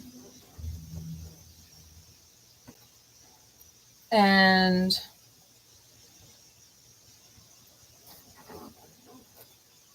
the refusal to see is manifesting as you being silent.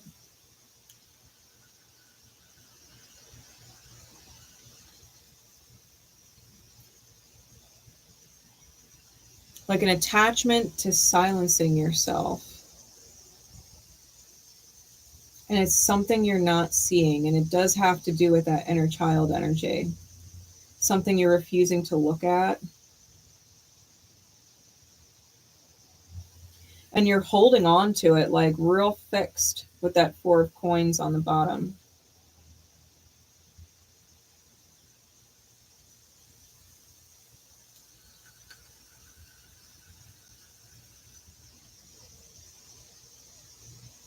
You're silencing your feelings and refusing to acknowledge them. Like acknowledging your feelings is a weakness. But it's not, you know, like your feelings are your GPS to navigate what is or is not in alignment with you. And it's almost like you're silencing your feelings because you'd rather just stay where you're at. But where you're at is highly restricted compared to where you could, should, would be.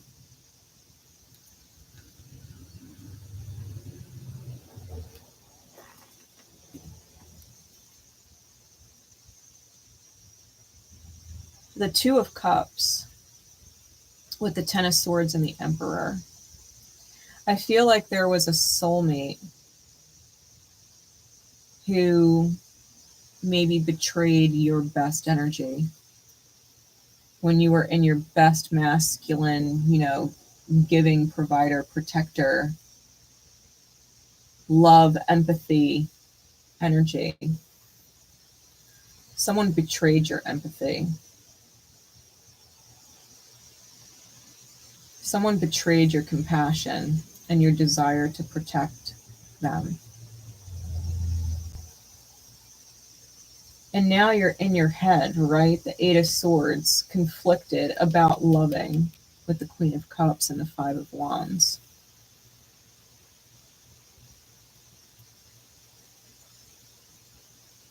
My ear is ringing.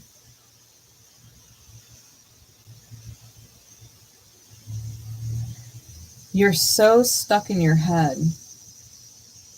because of whoever it was that betrayed you, that you might rather stay in a place of unfeeling.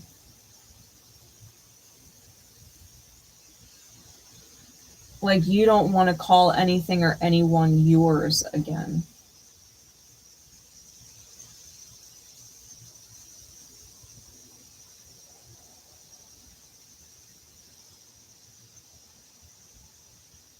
Lacking the pride in calling someone or something mine. The Wheel of Fortune with the 3 of Wands and the Page of Cups. I think Spirit is going to turn the wheel and really have you take the first step towards compassion, not just for yourself, but for someone else. It's almost like you have to be able to discern the difference between soulmates that hold no compassion for you, that leave you conflicted because they've turned their eyes away from you in the form of compassion, and really embrace being in your Emperor energy that you're so conflicted about. Because if you're conflicted about being in your high empath energy, about being in that high masculine energy for yourself, you're also going to shut that off from reflecting in the outer experience. I think the value of this new moon is going to show you that keeping yourself stuck in your head is sabotaging you out of your first step towards actually receiving love that you can call yours.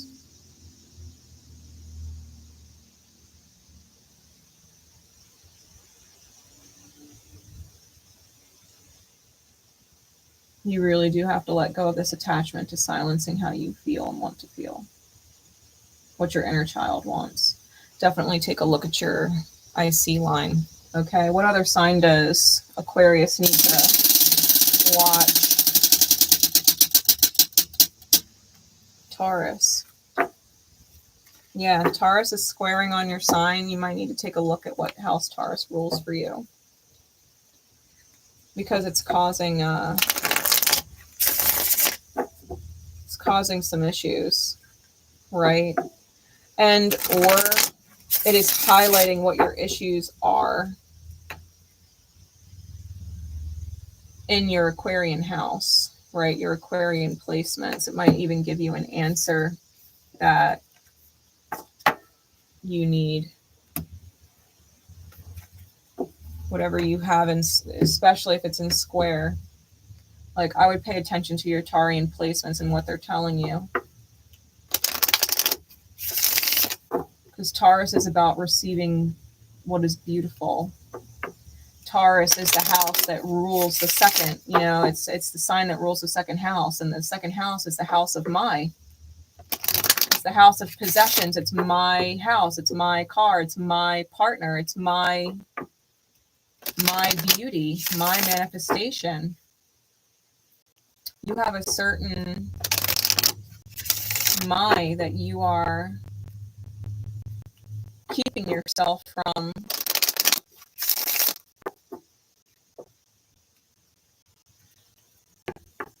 So I would watch Taurus. All right, Aqua. All right. We're going to move on to Libra.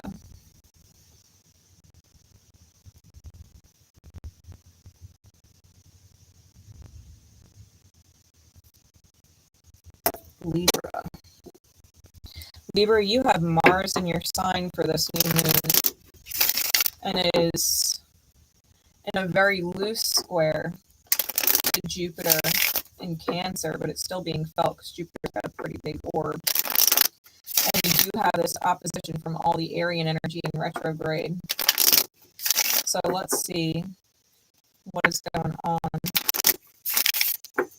Given early Libra placements have that trine Pluto. So what is going on, Spirit? With Libra? Libran energy, Libran placements, the house that Libra rules for this new moon. What is the overall theme and energy?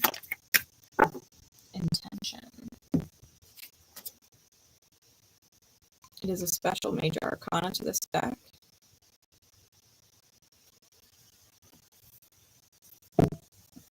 Intention. Plan, refinement of an idea, direction, evaluation of an idea. Intention is the expected result.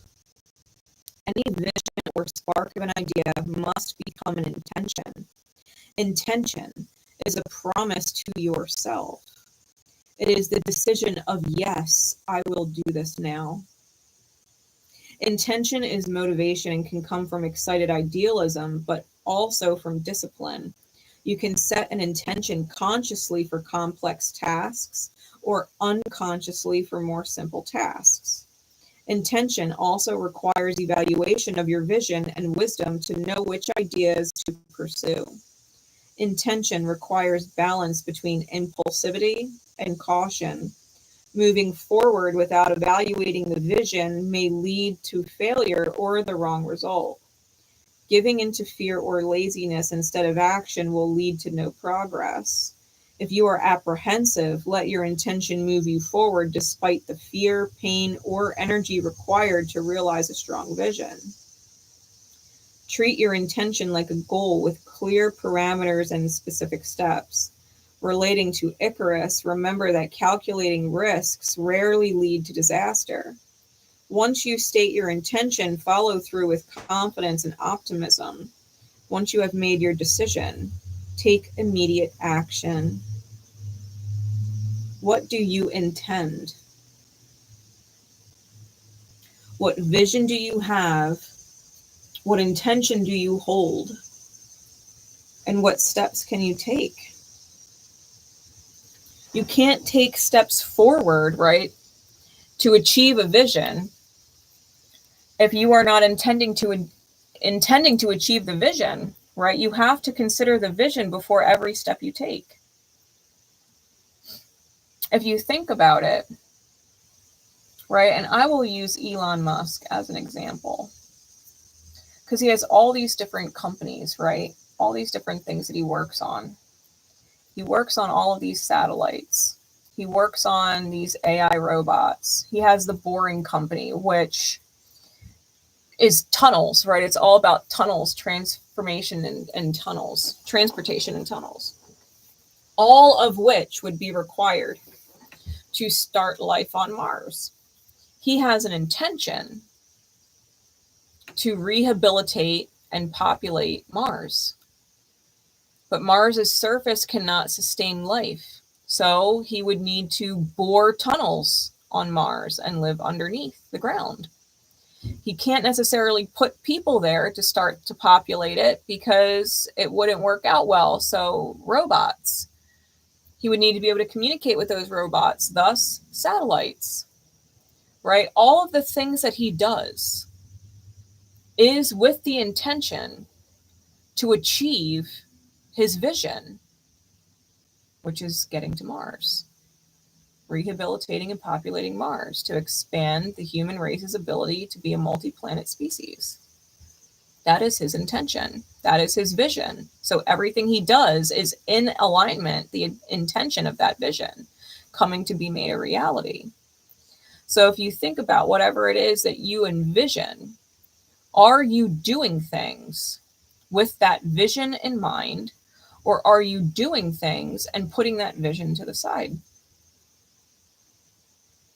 Because if you're putting the vision to the side and doing things that are not intended to achieve that vision, then you are effectively killing your vision from manifesting, right? So what does this look like? What does this look like for Libra?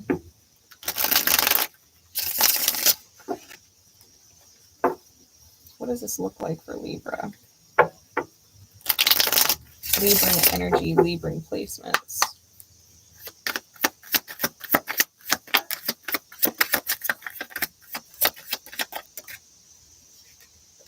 We have the King of Coin, the Two of Swords,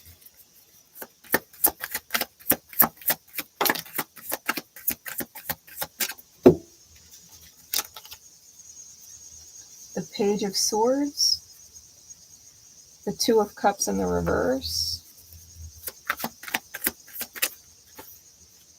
the Hierophant,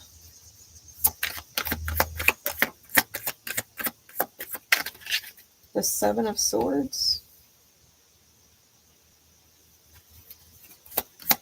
Take it a layer deeper, please.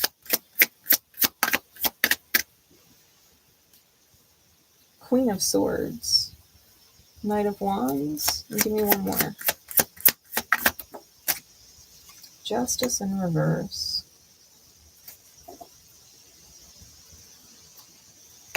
Got the Six of Pentacles on bottom and the Ten of Pentacles on top. Libra.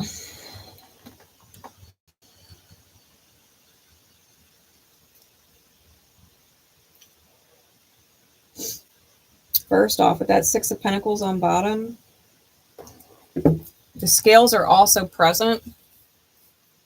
It's your symbol. I feel like you are giving and giving and giving to a bunch of people who have their hand out, who want your energy or want your money or want what kind of energetic currency you're exchanging, but they're not capable of giving back to you. The Seven of Pentacles is under that. It's not enough. You're draining yourself for potentially a family and or work situation. So if the job is not the problem and it's the people that you're funding, you know, at home, then you may have to seriously reevaluate your home situation. And or if it's your home that is not the problem and they are giving back to you, it's that your job is not giving you enough to support them the way you want to support them, then maybe you can find a new job. You know what I mean? But you are giving and giving and giving to something and not getting what you need in return. If it's not both.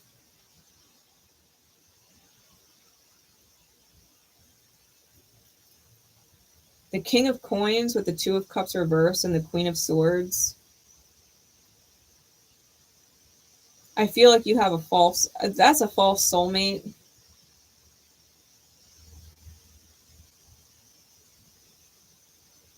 You may be manifesting based on logic and reason. This is what I have to do. This is what I'm obligated to do with a false soulmate.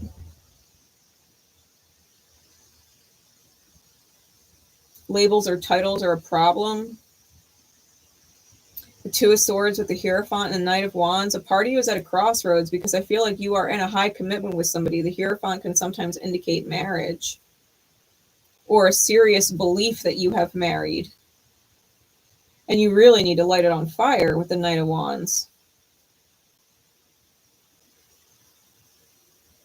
But you're at a stalemate.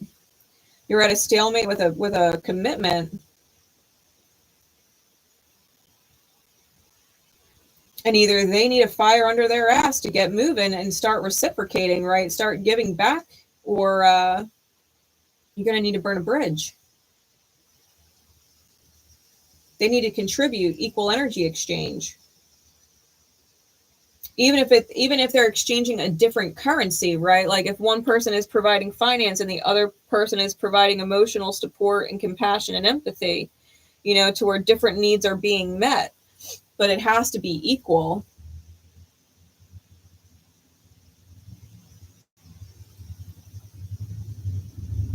The Page of Swords with the Seven of Swords and the Justice in reverse. It is so superficial. The conversations are so superficial, like you are robbing yourself of justice. It's all on the surface. There's no depth. There's no depth. And the big challenge for you is everything that you're manifesting in this commitment or this marriage, whatever you have married yourself to, is not fair. And the communication that you need to have about what you need is not being had. And or it's not being heard.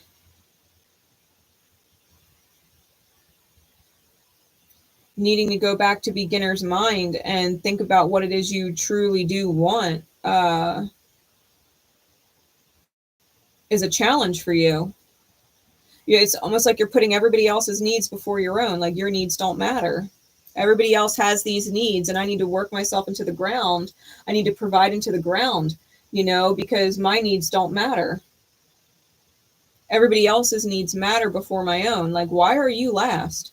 You cannot serve anybody in the highest good if you are last.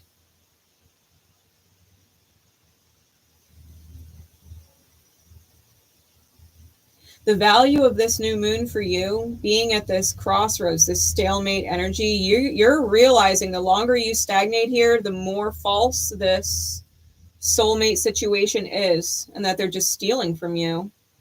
They're just stealing from you. The longer you stagnate in it, the more you don't make a decision, where you don't choose. It's going to light that fire under your ass because you're going to get tired of being stolen from. So what do you intend to receive? You know, this is about your vision and what your intentions are, because if your vision is to have a reciprocal relationship, right? If your vision is to have a relationship dynamic, whether it's romantic or otherwise, that is reciprocal, where there is equal energy exchange, equal value of energy being exchanged, then you have to take steps with intention towards achieving that, including possibly cutting off that which does not fulfill that vision.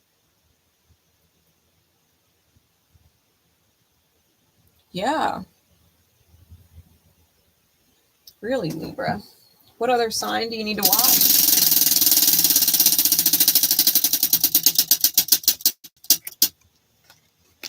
Aries. Yeah, watch your opposite sign, because there's something going on with all of that Aryan energy opposed to your sign that you really need to take a look at. Integrating, you know, what is the false facade? What is this belief in providability, right? The Neptune-Saturn conjunction. Oppose those, you know, in that 0 and 1 degree that's so affected by the new moon. Like, what is this idea or belief system that you have to martyr yourself into chaos because you have some role that you need to play that you've committed yourself to that is false. How you doing, Bridget?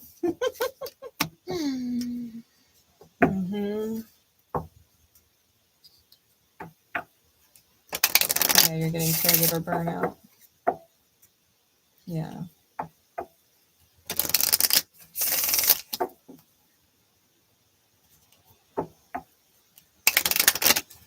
I think you're making progress. You might not feel that way or see it, but I think you are. Divine disgust is usually a step in the process. Well, then I'm glad to be of service. I'm glad to be of service. Truly. All right. We are going to move forward into Sag. Timestamp for Sag. All right, Saggy. Sag energy, Sag placements, the house that Sagittarius rules for you. Mind you, Sag, you are taking trines from all of the Arian energy and the Mercury now direct in Leo. But you don't have anything actually going on in your sign. You do have the nodal transits moving forward through Pisces and Virgo that are creating T-squares with your sign. And you do have Uranus and Sedna conjunct at 0 degrees Gemini. So depending on your placements, they could be either in opposition or trine to your placements. All right, so let's see what is going on. Or trine or opposition or quincunx, forgive me, to your sign. What is going on with Sag? What is the overall theme for Sag? Ooh, we got the Hermit.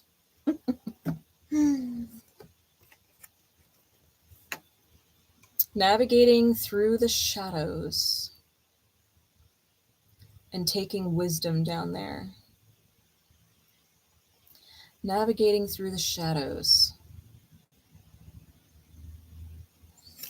This could be super interesting if you have Sag 12th house placements or 6th house placements.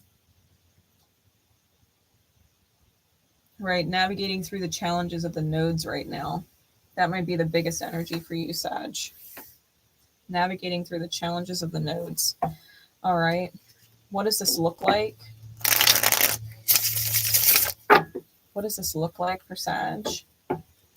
Sag energy, Sag placements, the house that Sagittarius rules for you. What does this look like for Saggy with this new moon? We've got the Wheel of Fortune, Jupiter energy. You are getting that quincunx from Jupiter in Cancer, and the quincunx from Venus in Cancer for that matter. What is going on with Sag? What else? We've got the Star, the Three of Swords, and the Sun.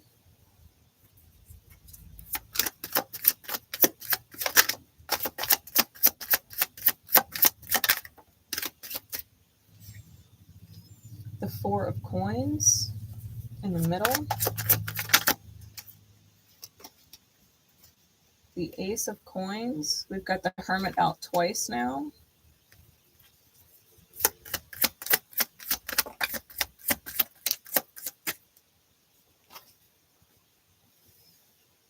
We've got the Six of Swords, the Four of Swords in the reverse, and the Queen of Swords in the reverse.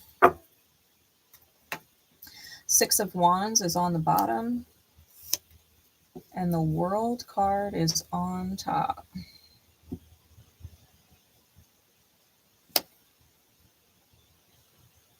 All right, Sag. Ones and nines may be synchronistic.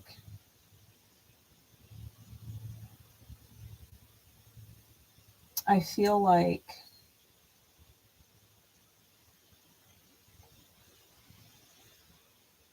I think that you're closing out a cycle on a victory note, Sag. I think you know what it is you want. The Queen of Coins underneath of that. I think you've closed out a cycle, a Saturn cycle with victory.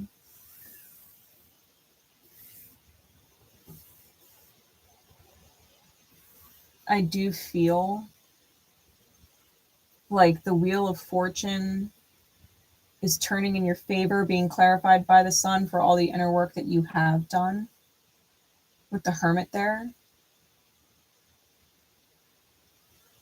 I think you're holding fast to your healing and you're not sleeping on the job, you know, with the Four of Swords in the reverse.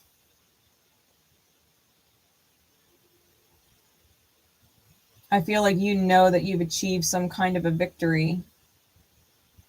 A long-standing cycle, right? Saturnian cycles are 30 years, 28 to 30 years long.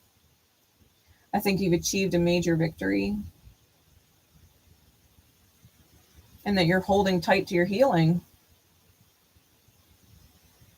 And that you are not resting. I think there's a certain amount of pain that transpires with new beginnings. But at the same time, I feel like whatever this new cycle is, this fresh start is with the Ace of Coins, it's not what you think. It's not what you think. It's almost like you're preparing for a new pain cycle, right? It's almost like you're preparing for a new lesson. And I don't feel like that is the case. I think you're moving into a cycle of creation. It's almost like you're still doing the inner work. You're still doing the inner digging. But it's like looking around inside the dark and seeing nothing in there. Seeing nothing in the dark. And it's like you're looking around. What do I need to heal? What do I need to heal? And Spirit's like, nothing. Maybe you just are the light in the dark place. Maybe you just are the light.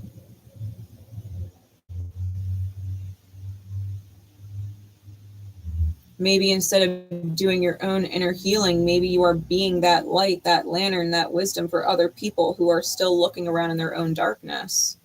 Maybe you are a light.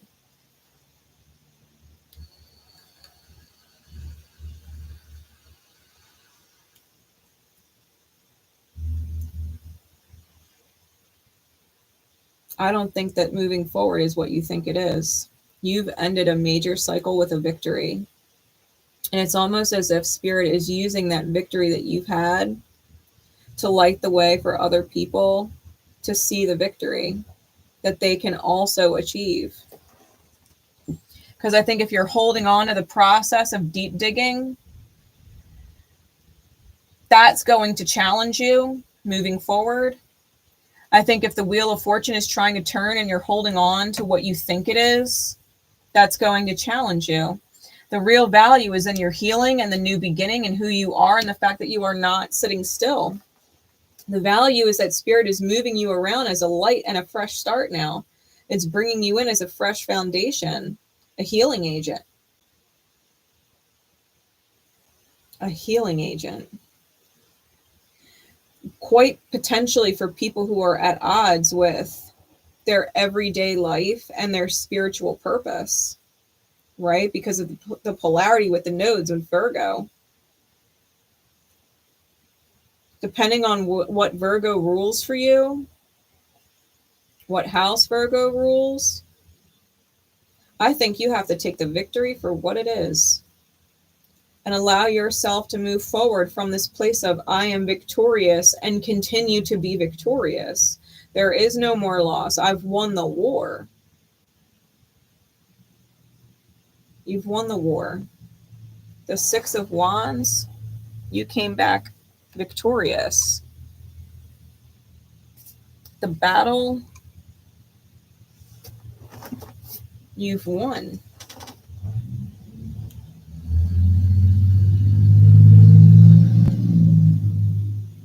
You're a healing light now. And you're right, it's not time to rest. But it's not it is not the time to continue digging in a place where you've already dug up the treasure. That would be like digging so deep into the ground that you find this treasure and all of this value. You found the treasure box, right? And you're like, oh, let me keep digging in the hole. And Spirit's like, dude, you found the whole treasure. Like, you found the whole treasure box. Like, there is nothing else below the treasure box. You don't have to keep digging. You got the treasure. Now go share the wealth, right? Go share in the experience that all of this treasure can bring you. Go enjoy life with this wealth of treasure that you've achieved, right? Enjoying the spoils of war because you've been through it. What other sign does Sag need to watch?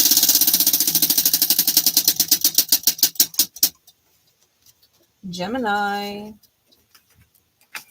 your sister sign, right? Your polar opposite sign. Watch Gemini, because if you think you need to keep digging, continuing to dig might result in that energy, especially it being your opposite. So watch Gemini and make sure you're not falling into that trap, right? Especially whatever house Gemini rules for you, because that might be telling where you might be distracted from your own light. Okay.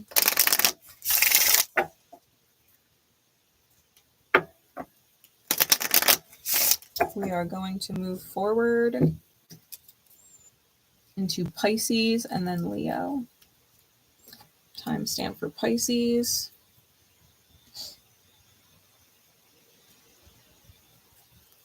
Okay. Spirit, please. What is the overall theme or energy for Pisces? Pisces placements. The house that Pisces rules. Especially with North Node in your sign and Saturn about to re-enter. Neptune going to re-enter, right? What is going on with the main energy for Pisces with this new moon? Especially since it's opposite your sign.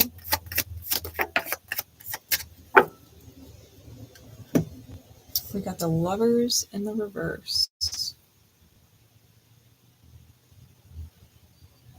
In the upright, look how they both have the daggers behind their back. Like they're ready to cut each other at any moment, betray each other at any moment. Like they're holding hands in the front, but they have knives behind their backs.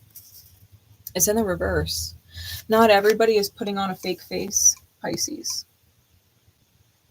Not everybody is out to betray you or stab you in the back or stab you in the heart. Like, not everybody is out to hurt you. I feel like with this card being in the reverse,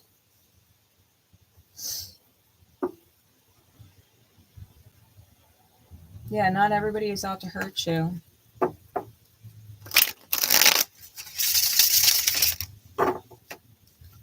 Not everybody is out to misunderstand you. You know, not everybody is dead set on misunderstanding you. I think some people understand you very, very well.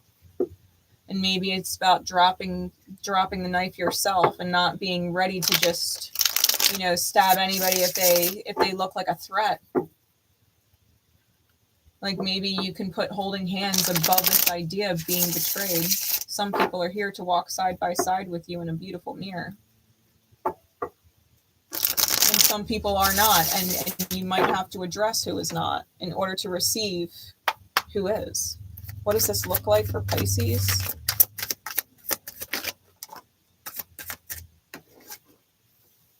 We got the Page of Wands reversed, the Five of Wands reversed.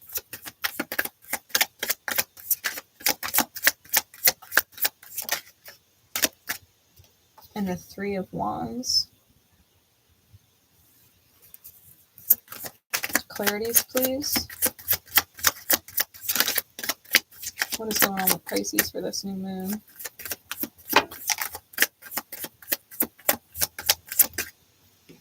I'm getting this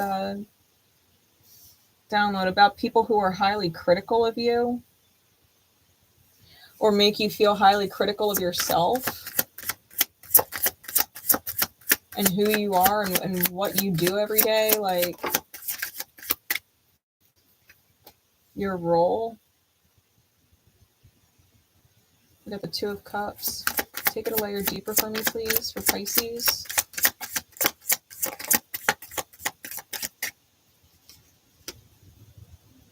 We got the Two of Wands, the Eight of Swords,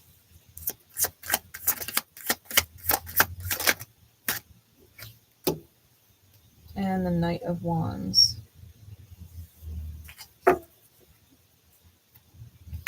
Bottom of the deck is the Ace of Cups.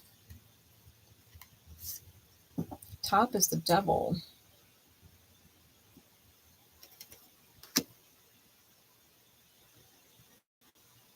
Okay. So Pisces, I feel like a part of you, straight up, doesn't believe in God or that God loves you. Source, spirit, creator, universe, higher self, whatever you want to call it.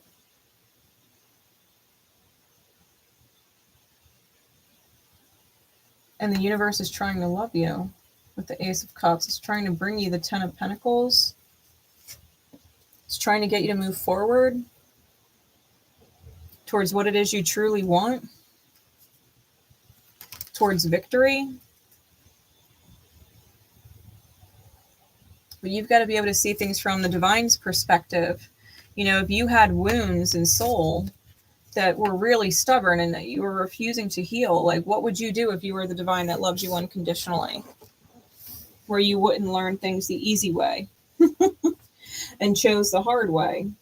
You know, like the divine didn't give up on you or you didn't lose favor with the divine. It's just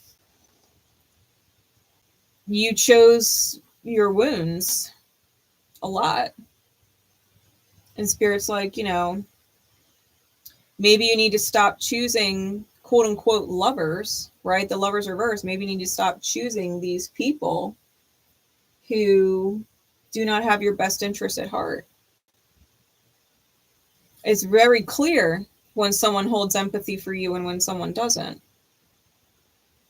When someone's motives are selfish or all-encompassing and they're more selfless, where they would, you know, consider you in alignment with themselves versus only considering themselves. Empathy is an important quality to have in people around you. And maybe you have consistently chosen people who do not empathize with you. Maybe that is a consistent pattern, that the people that you connect with and commit to or give to or attach to don't have empathy for you, which is a reflection of your lack of empathy for yourself.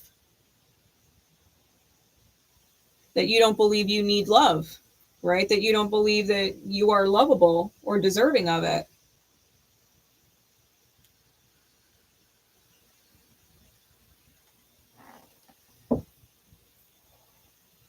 The Page of Wands reversed with the Page of Swords and the Two of Wands. I feel like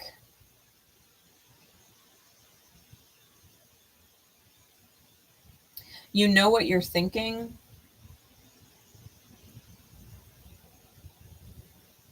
and you're blocking out this kind of Phoenix energy. The Page of Wands in the reverse, you're blocking out a reinvention of yourself.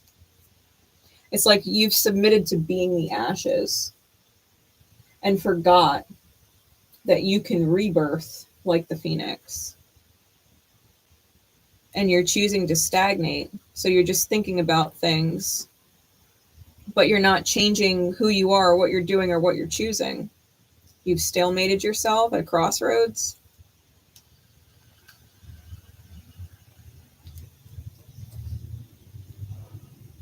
You don't want to fight. To hold on to a manifestation that leaves you really trapped inside your head. Feeling like you would need to fight to hold on to something you're just like so over it. And you don't want to fight to hold on to something. You just don't know how to get rid of it. I think the first step is reaching out to a soulmate. I think you need some guidance or advice or a word with a soulmate, with the Three of Wands and the Two of Cups with the Knight of Wands. And I think they will inspire you to take the correct action. Right? Not everybody has their own selfish interests. Some people genuinely do hold empathy and compassion for you and will guide you or advise you, even if it is at a detriment or loss to themselves. They will tell you what is best from a place of high consideration and not have some kind of motive. I think if you find yourself stuck, challenged with reinventing yourself and holding on to who you think you are and in whatever knight in shining armor energy you hold for other people, I think the challenge in the first step being at that crossroads is the fact that you're not letting go. You're not letting go of who you are. You're not letting go of these people who hold no empathy for you. And it's causing a major, major block. It's causing a major block. I think the value of this new moon is going to show you that when you release the conflict, when you release the fight, and you do communicate with a soulmate, they will expose to you just how trapped in your own thinking you are. Because you might even refuse to believe that what they're saying is right, that what they're advising or guiding is accurate. Because when you lack empathy for yourself and someone holds empathy for you, you're going to resist what they're saying. Like, no, I can't do that. You don't understand. And it's like, no, this person understands really clearly. You do not understand. You do not understand. Someone is holding empathy for you and you are rejecting it. And I think it becomes really clear when you do connect with this soulmate and instantly want to put your walls up, like, no, I can't do that. The reality is, yes, you can, though. And you probably should. If you cannot hold empathy for yourself, then you have to trust the people that are holding empathy for you. Truly. What other sign does Pisces need to watch?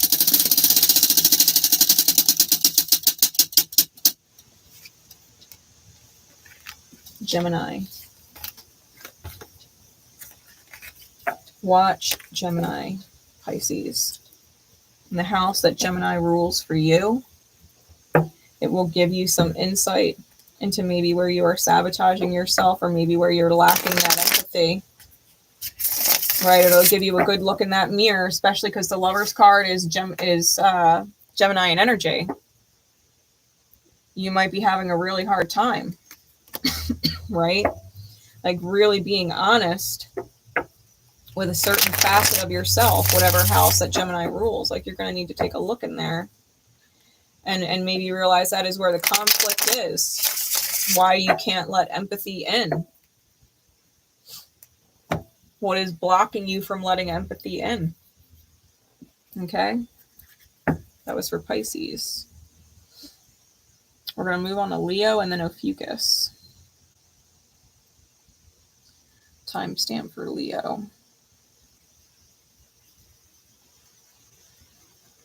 All right. Leo.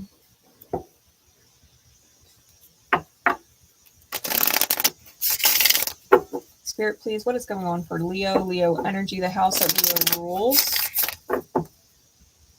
For this new moon transit. Leo, you've got Mercury in your sign.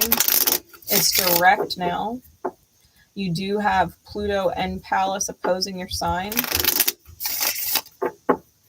But you're not taking any challenges from Taurus, so you are getting some challenges from Lilith and Juno in Scorpio. Okay. And you are getting lots of trines from what is going on in Aries. We've got a ton of different things in Aries that are trining on your sign. So Saturn, Neptune, Ceres, Eris, Chiron, all retrograding and trining on your sign. What is going on? We've got two cards. The High Priestess and the Magician. The Magician in this deck always reminds me of Lord Ganesh, right? The remover of obstacles. The High Priestess is your intuition. She's pointing inside the book, which always reminds me of the Akashic Records, right? Book synchronicities. The Magician also being the three-headed elephant reminds me of Goddess Hecate. Okay. So Leo, you may need to call in your guides and guardians. You may need to call in your ascended masters, okay? Especially if you do resonate with Lord Ganesh or Hecate.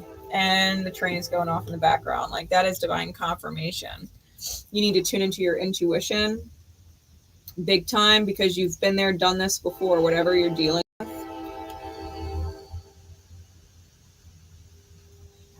You've already been through this pattern or this cycle. What does this look like for Leo? What does this look like for Leo? Especially because as I record this, like, we are in the final degree of the sun in Leo. We are at 29 degrees Leo with the sun.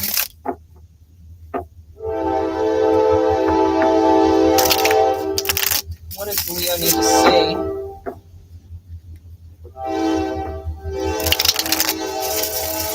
You might also want to check out your 12th house or your first house.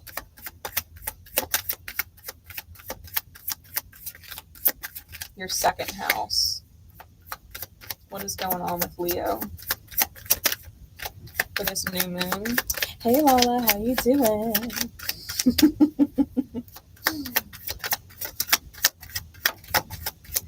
We've got the Hanged Man. Yeah, 12th house. And we've got the Three of Wands.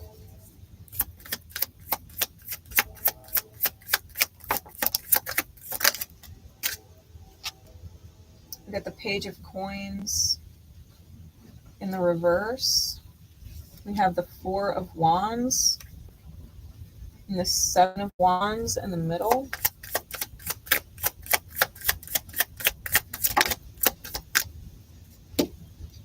Ace of Coin. The World card. The Three of Cups.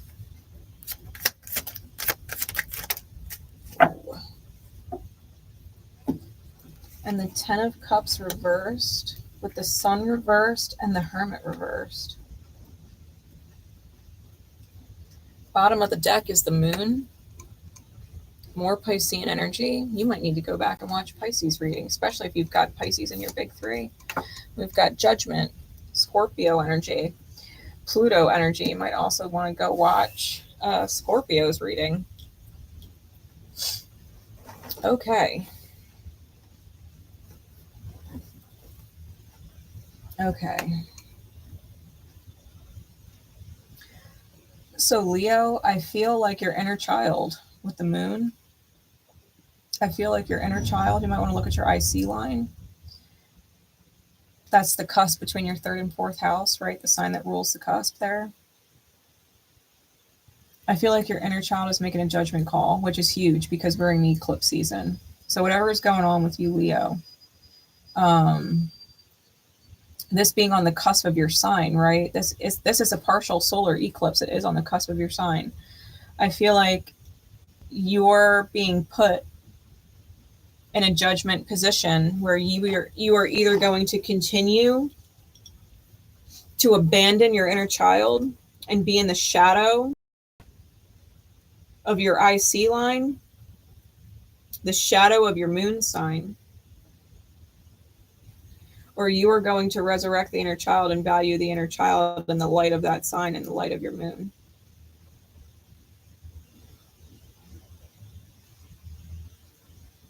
Especially if you just so happen to have a moon in Pisces, Scorpio, Virgo, or also Leo, or if you've got a Saturn moon conjunction.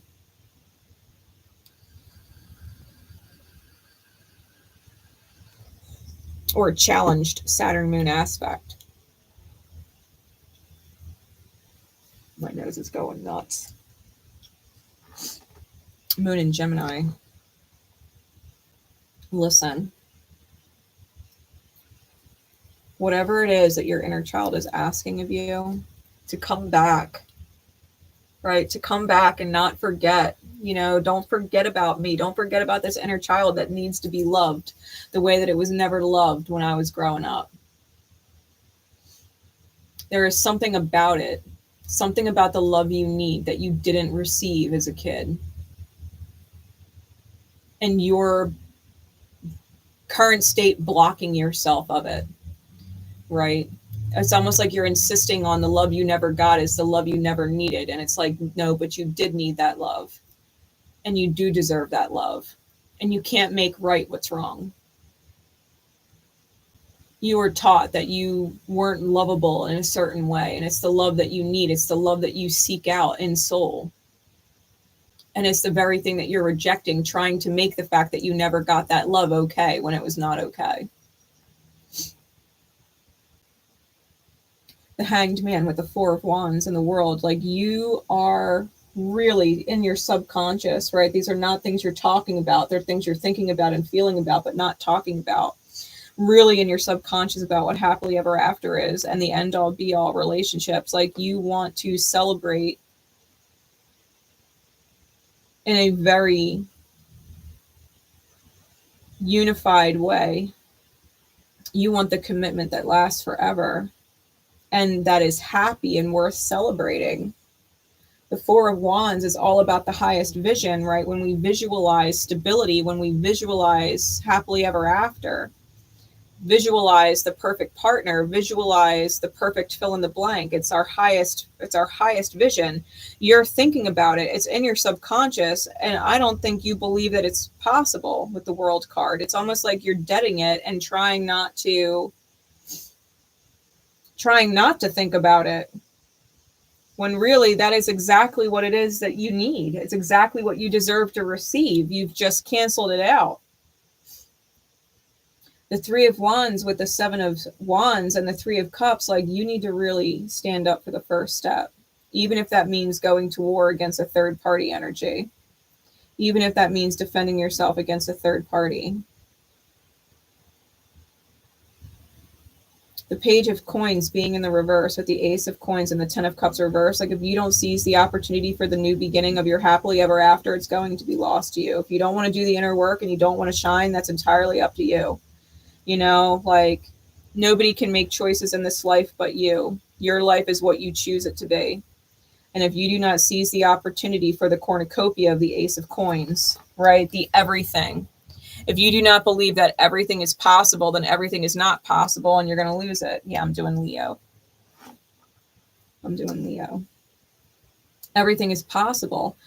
Like that's something you have to remember. Like whatever is meant for you cannot be lost to you unless you do not believe that you can have it and that it is lost. What you believe will always come true. We choose things subconsciously to validate our belief system so that we keep believing it. We self-validate. It's self-fulfilling prophecy. And what is going on in your subconscious, if you're shutting out your highest good vision, then you're shutting out your highest good vision, period. It will never manifest if you don't believe in it. You're going to have to believe in your healing. You're going to have to believe in the light of yourself. When you drop the facades, when you drop the masks, and you are who you are in your best light, you're going to believe that you can manifest what you want to manifest in your light. Otherwise, you are going to manifest from your shadow. The Magician with the High Priestess, you are going to repeat old stories. You are going to repeat old patterns. Been there, done that, Akashic history. Like you've already been there, done that. What you haven't done is lived your happily ever after. What you haven't done is truly been satisfied. What you haven't done is truly celebrated being full, feeling satiated. There is no amount of money in the world that can fill an empty hole in the soul. There is no amount of empathy from other people that can pour into you if you refuse to be empathic for yourself and hold empathy for yourself and reciprocate that empathy to others so that they keep pouring into you. You will never feel full when you have a hole that you haven't addressed. The best energy will always leak out. The abundance will always leak out. You will always feel empty or unsatisfied if you don't address the holes. The biggest challenge for you with this new moon is defending what is going on in your subconscious and realizing that you are in fact blocking your own happily ever after, that you're blocking your own fulfillment with not healing, with eclipsing out your highest self, your highest light, and being in your shadow. The biggest challenge for you with this new moon is going to be dropping the opportunity to defend yourself and end this cycle, dropping the ball. It's going to create one of the biggest challenges for you. Not being in your light, not looking at your healing, not looking at what you want and telling yourself that you deserve it and you can have it and you can maintain it and sustain it and feel satisfied. If you believe that nothing is ever good enough and that you are never good enough and that life is never good enough and it's all just fucking bullshit and you're just dealing with it, well, that's what you're going to get. You're going to get a lot of bullshit that you deal with. You got to reality check your belief system and what it's manifesting for you. Big time. Big time. The value of this new moon, when you take the first step towards your vision, right? This is the diamond in the spread. This is the value of the new moon. When you take the first step with that 3 of Wands towards your happily ever after vision, that cornucopia energy, you will realize that you can fucking celebrate. Yeah, whatever you believe, you'll be right every time. You take the first step towards your highest good vision, and I promise you, you will find a reason to celebrate. It will be everything that you thought it was in your highest good vision. It will be everything. You don't even know because you haven't tried it yet. What do you have to lose besides a bunch of bullshit? What do you have to lose? Not only will it be everything you envisioned, I think it'll be a whole lot more. I think it'll be a whole lot more. What other sign does Leo need to watch?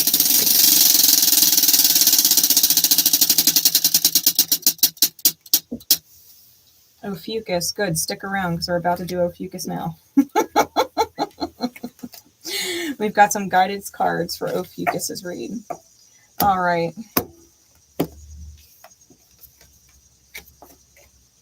Timestamp for Ophiuchus. I've got the Spiritual as Fuck deck, Kuan Yin, and Journey of Love. All right.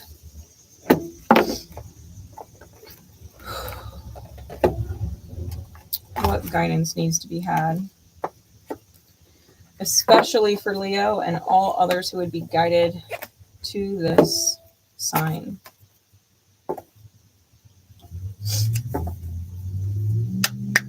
Spirit from Kuan Yin, what card above all others do we need the most as guidance through this new moon in Virgo? What do we need? What card above all others would you give us in this beautiful divine time that we live in?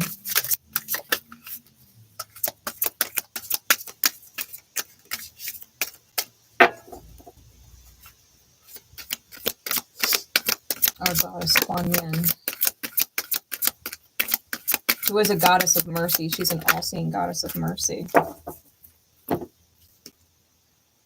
Bamboo Moon.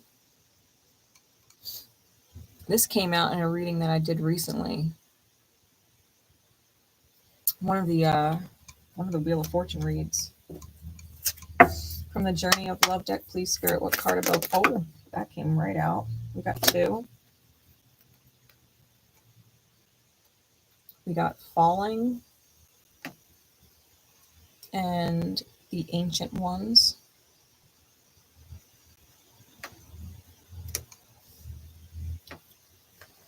then from our spiritual as fuck deck, what cards please above all others as guidance? Okay.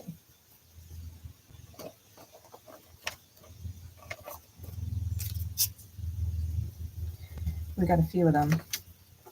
You are not your situation.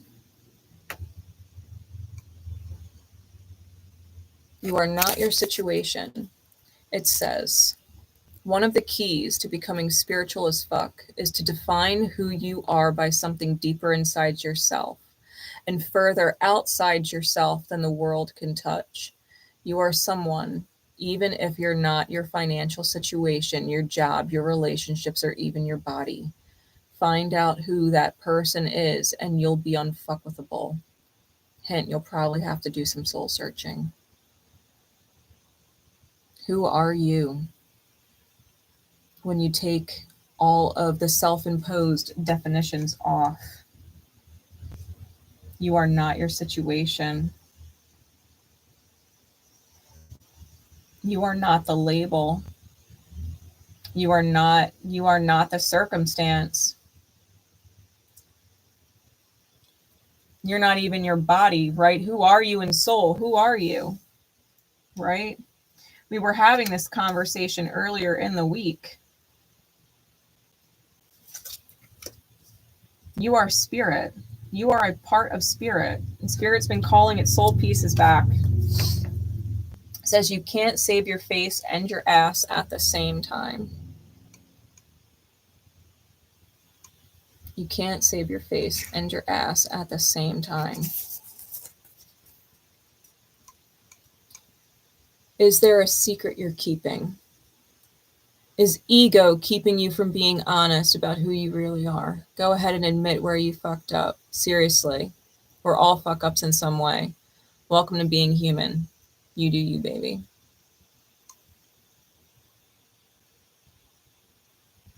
The ego, right, is our attachment to the strings. The ego is the attachment to our own personal goals. You know, it's like, well, my name is Grace and I have this goal and this is what I'm after. This is what I want. And it's like, did I check in with spirit though? Is it what spirit wants or is it just what Grace wants? Because if it's just what Grace wants, then it's in alignment with the ego. But if it's taking spirit into consideration, then it's what spirit wants. If you can choose it because spirit wants it and not choose it because it doesn't feel in alignment with spirit, well, then you have let the ego go. It's not about what you want. It's about what you in soul want, who you really are, outside of the labels and the attachments and the strings that we have to each other through these labels. It's how we quote unquote fuck up. Admit where we fuck up, right? Admit where you fucked up. Because you can't save your face and your ass at the same time. You can't save the facade. You can't save the ego and your spiritual fucking ass at the same time. Can't do it. It's fuck what they say. Fuck what they say. What someone, anyone else says about you doesn't matter. Really and truly, it doesn't. If you heard it secondhand, it super doesn't matter. And if the person isn't your higher power, your boss, or your best friend, it's super duper doesn't matter. Think about how much more time you'd have to dream up cool new shit if you really and truly stopped worrying about what people say about you. You think Martin Luther King cared what other people said when he wasn't there? No. He was out marching and doing good shit. Let him talk. Do your shit. Doesn't matter what anybody else says about what you choose for yourself. It doesn't fucking matter. It doesn't matter. Anybody else's opinion of you? Is it really worth getting in the way of your dream? Is it really worth getting in the way of your fulfillment? Is it really worth getting in the way of your paradise here on this earth? Is it really in the way of you creating your heaven on earth? Living your best life? Is their opinion really worth it? Can you imagine If people like Martin Luther King didn't do what they were guided to do and change what they were guided to change because someone had an opinion about them that they didn't like it, could you imagine if that person's opinion mattered?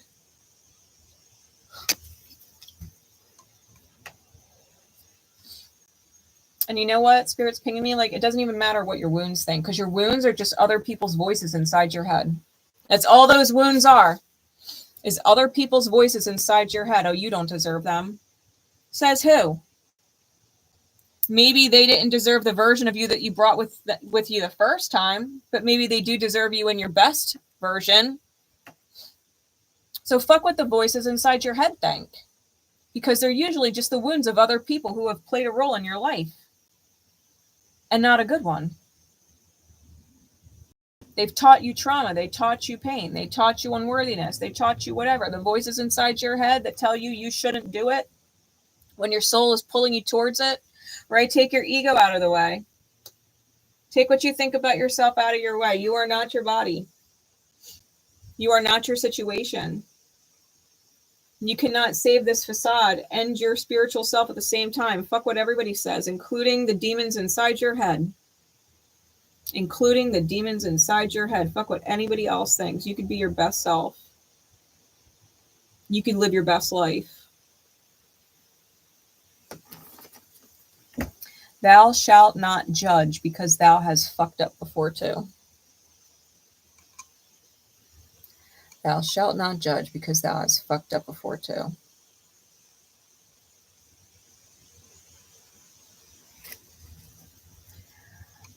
When you see yourself thinking someone's a real asshole, take a moment and contemplate all the times you've done exactly what they're doing. Maybe it was a different flavor of assholeness, but it was still assholey. Check yourself. People will like you more. And most importantly, you'll like you more. Aw. It's okay to forgive yourself. Oh my God, they're a real asshole. Take a moment to contemplate all the times you did exactly what they're doing. If you've got an asshole in your life and you can't fucking stand them, do you remember a time when you did the exact same thing? The exact same thing. Karma's a wicked bitch like that. You won't even realize that you are doing and living out the exact same thing that you put on someone else to live. This is why empaths and narcissists go back and forth in their mirror. All narcissists can fall victim to being an empath to a narcissist. Just like all empaths can fall victim to being a narcissist to another empath. And not caring and being dismissive and receiving the love and not giving in return. Like it's a mirror cycle. It's a toxic trait that everybody has to override. So if you're being the empath right now for a narcissist, do you remember a time when you were a narcissist to an empath? Truly?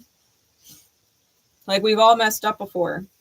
You can't judge yourself or other people, because we're all here in this mirror trying to heal. That's the whole point, to get out of the cycle. To get out of this narcissist and empath cycle. This intense shadow versus light mirror. It's about finding that neutral place. It says, are you going to cry about it or boss up? Pro tip, do both. You're going to cry about it or boss up? It says you can do both. The real ballers feel their feelings and do what they know is right at the same time. You'll still be the boss, even if you, the crying boss. Crying is a big release. It's a big release. It's accepting where we can't continue. Crying is accepting where we can't continue with ourselves and the choices that we're making. So let the feelings out. You can't keep doing it. You can't keep doing it.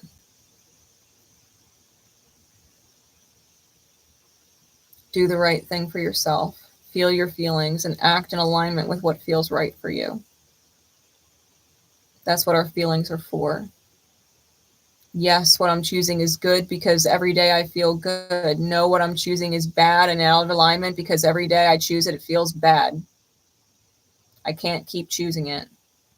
Right? Love is a matter of choices, and we either choose in alignment with what feels good, or we continue to choose what feels bad despite ourselves. Sometimes we just have to fucking break down and cry and admit that maybe we made a mistake. And it's okay. It's okay that we make mistakes as long as we learn from them and we don't continue to make the same damn mistakes. Bamboo moon.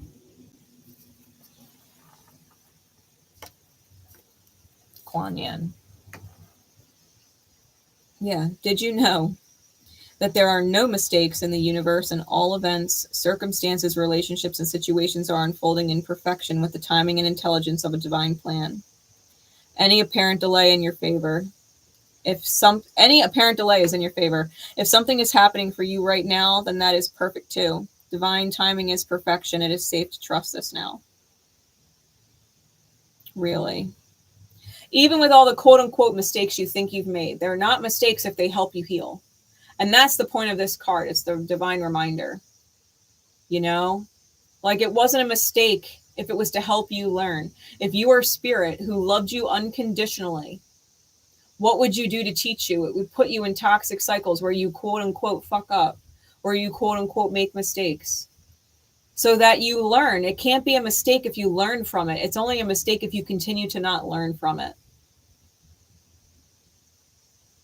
It's a mistake until you learn. And when you learn, there are no more mistakes. There are no more mistakes. So you might be wondering if anything is ever going to come together for you, or if it seems to be happening quickly now, or if you are even ready for it. The answer is yes. Divine timing is always at play, whether we are letting go or trying to force something. An intelligent power that is vaster than our comparatively limited vision is always in flow, and we are a part of that. We can find so much peace and joy when we realize this and learn to trust and relax in the unfolding of our divine destiny. Chinese bamboo helps us learn this wisdom and of divine timing. For about 5 years of its early life, not much appears to be going on as the small roots attempt to ground themselves. Yet when they are ready, those roots are exceptionally strong and the plant suddenly grows like wildfire.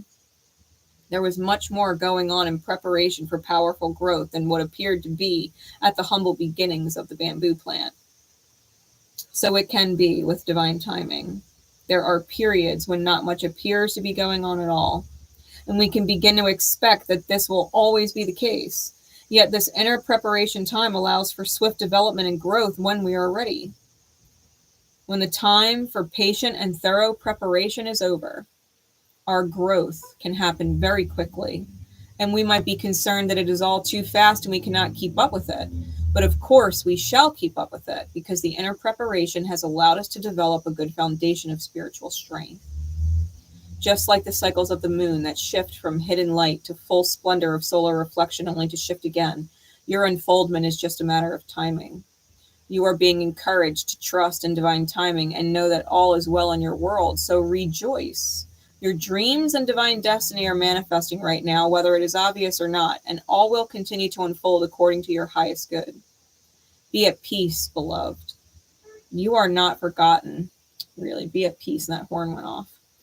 You are not forgotten, nor are your gifts being over or underestimated.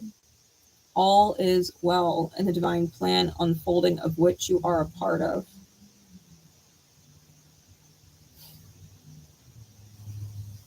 Surrender into the perfection of divine timing. Allow your growth with all that you have learned in preparation of this moment, especially if pain was the powerful teacher who has prepared you for such moments. Allow yourself to rocket, to break the surface and fucking skyrocket. The lowest of lows that you reach in life are simply just the platforms from which you soar. Allow yourself to take off in this beautiful energy. Allow yourself that. Give yourself that gift. Falling. It says, don't worry. You may fear you are falling, but it's just your soul diving deeper into the ocean of bliss. You are sensing parts of your life flying away from you, out of your control, as the momentum of your divine surrender takes over and becomes more powerful than the old adhesive between you and what no longer serves. Laugh, cry, celebrate, and ponder. Whether it makes sense or not, you are like a perfectly ripe fruit falling from the universal tree, succulent and ready to be enjoyed for all that you are. If you wait any longer, this moment will be lost and you'll end up on the ground, having to decay and go back to seed in order to start the whole process again. This is not so bad. But what a shame if your sweet nectar was not to be savored by the hungry world. You deserve to be declared the most delicious, juicy fruit that ever was. So fall. You'll end up exactly where you are meant to be. This oracle contains a message for you. You are being called closer into divine union and into the fulfillment of your destiny now. It's safe for you to trust what is happening. Go with it.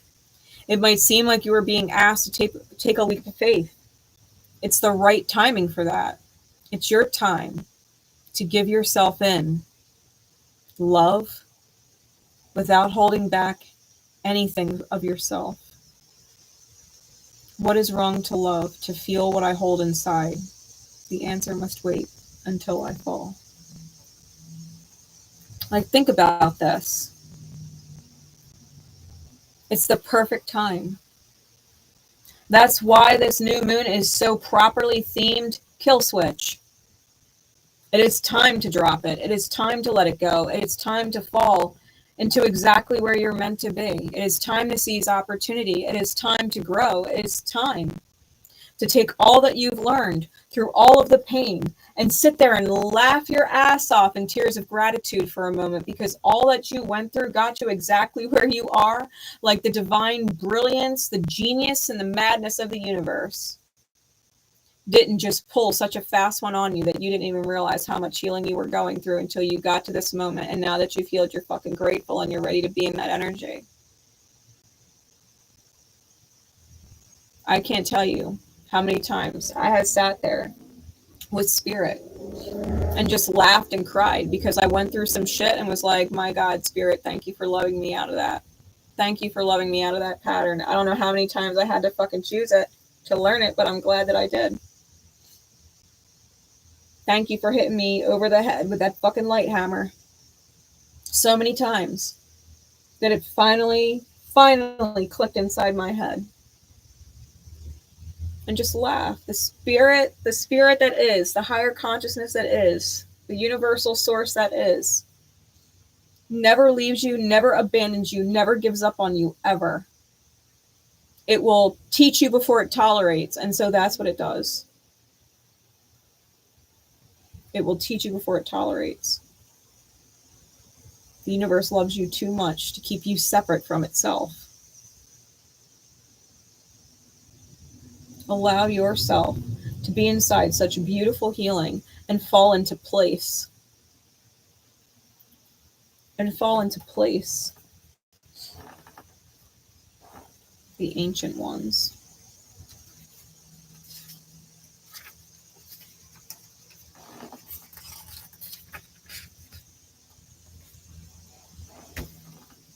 It says, your spiritual growth is now acknowledged and witnessed by the heavenly ones that see beyond time and space into the reality of your soul.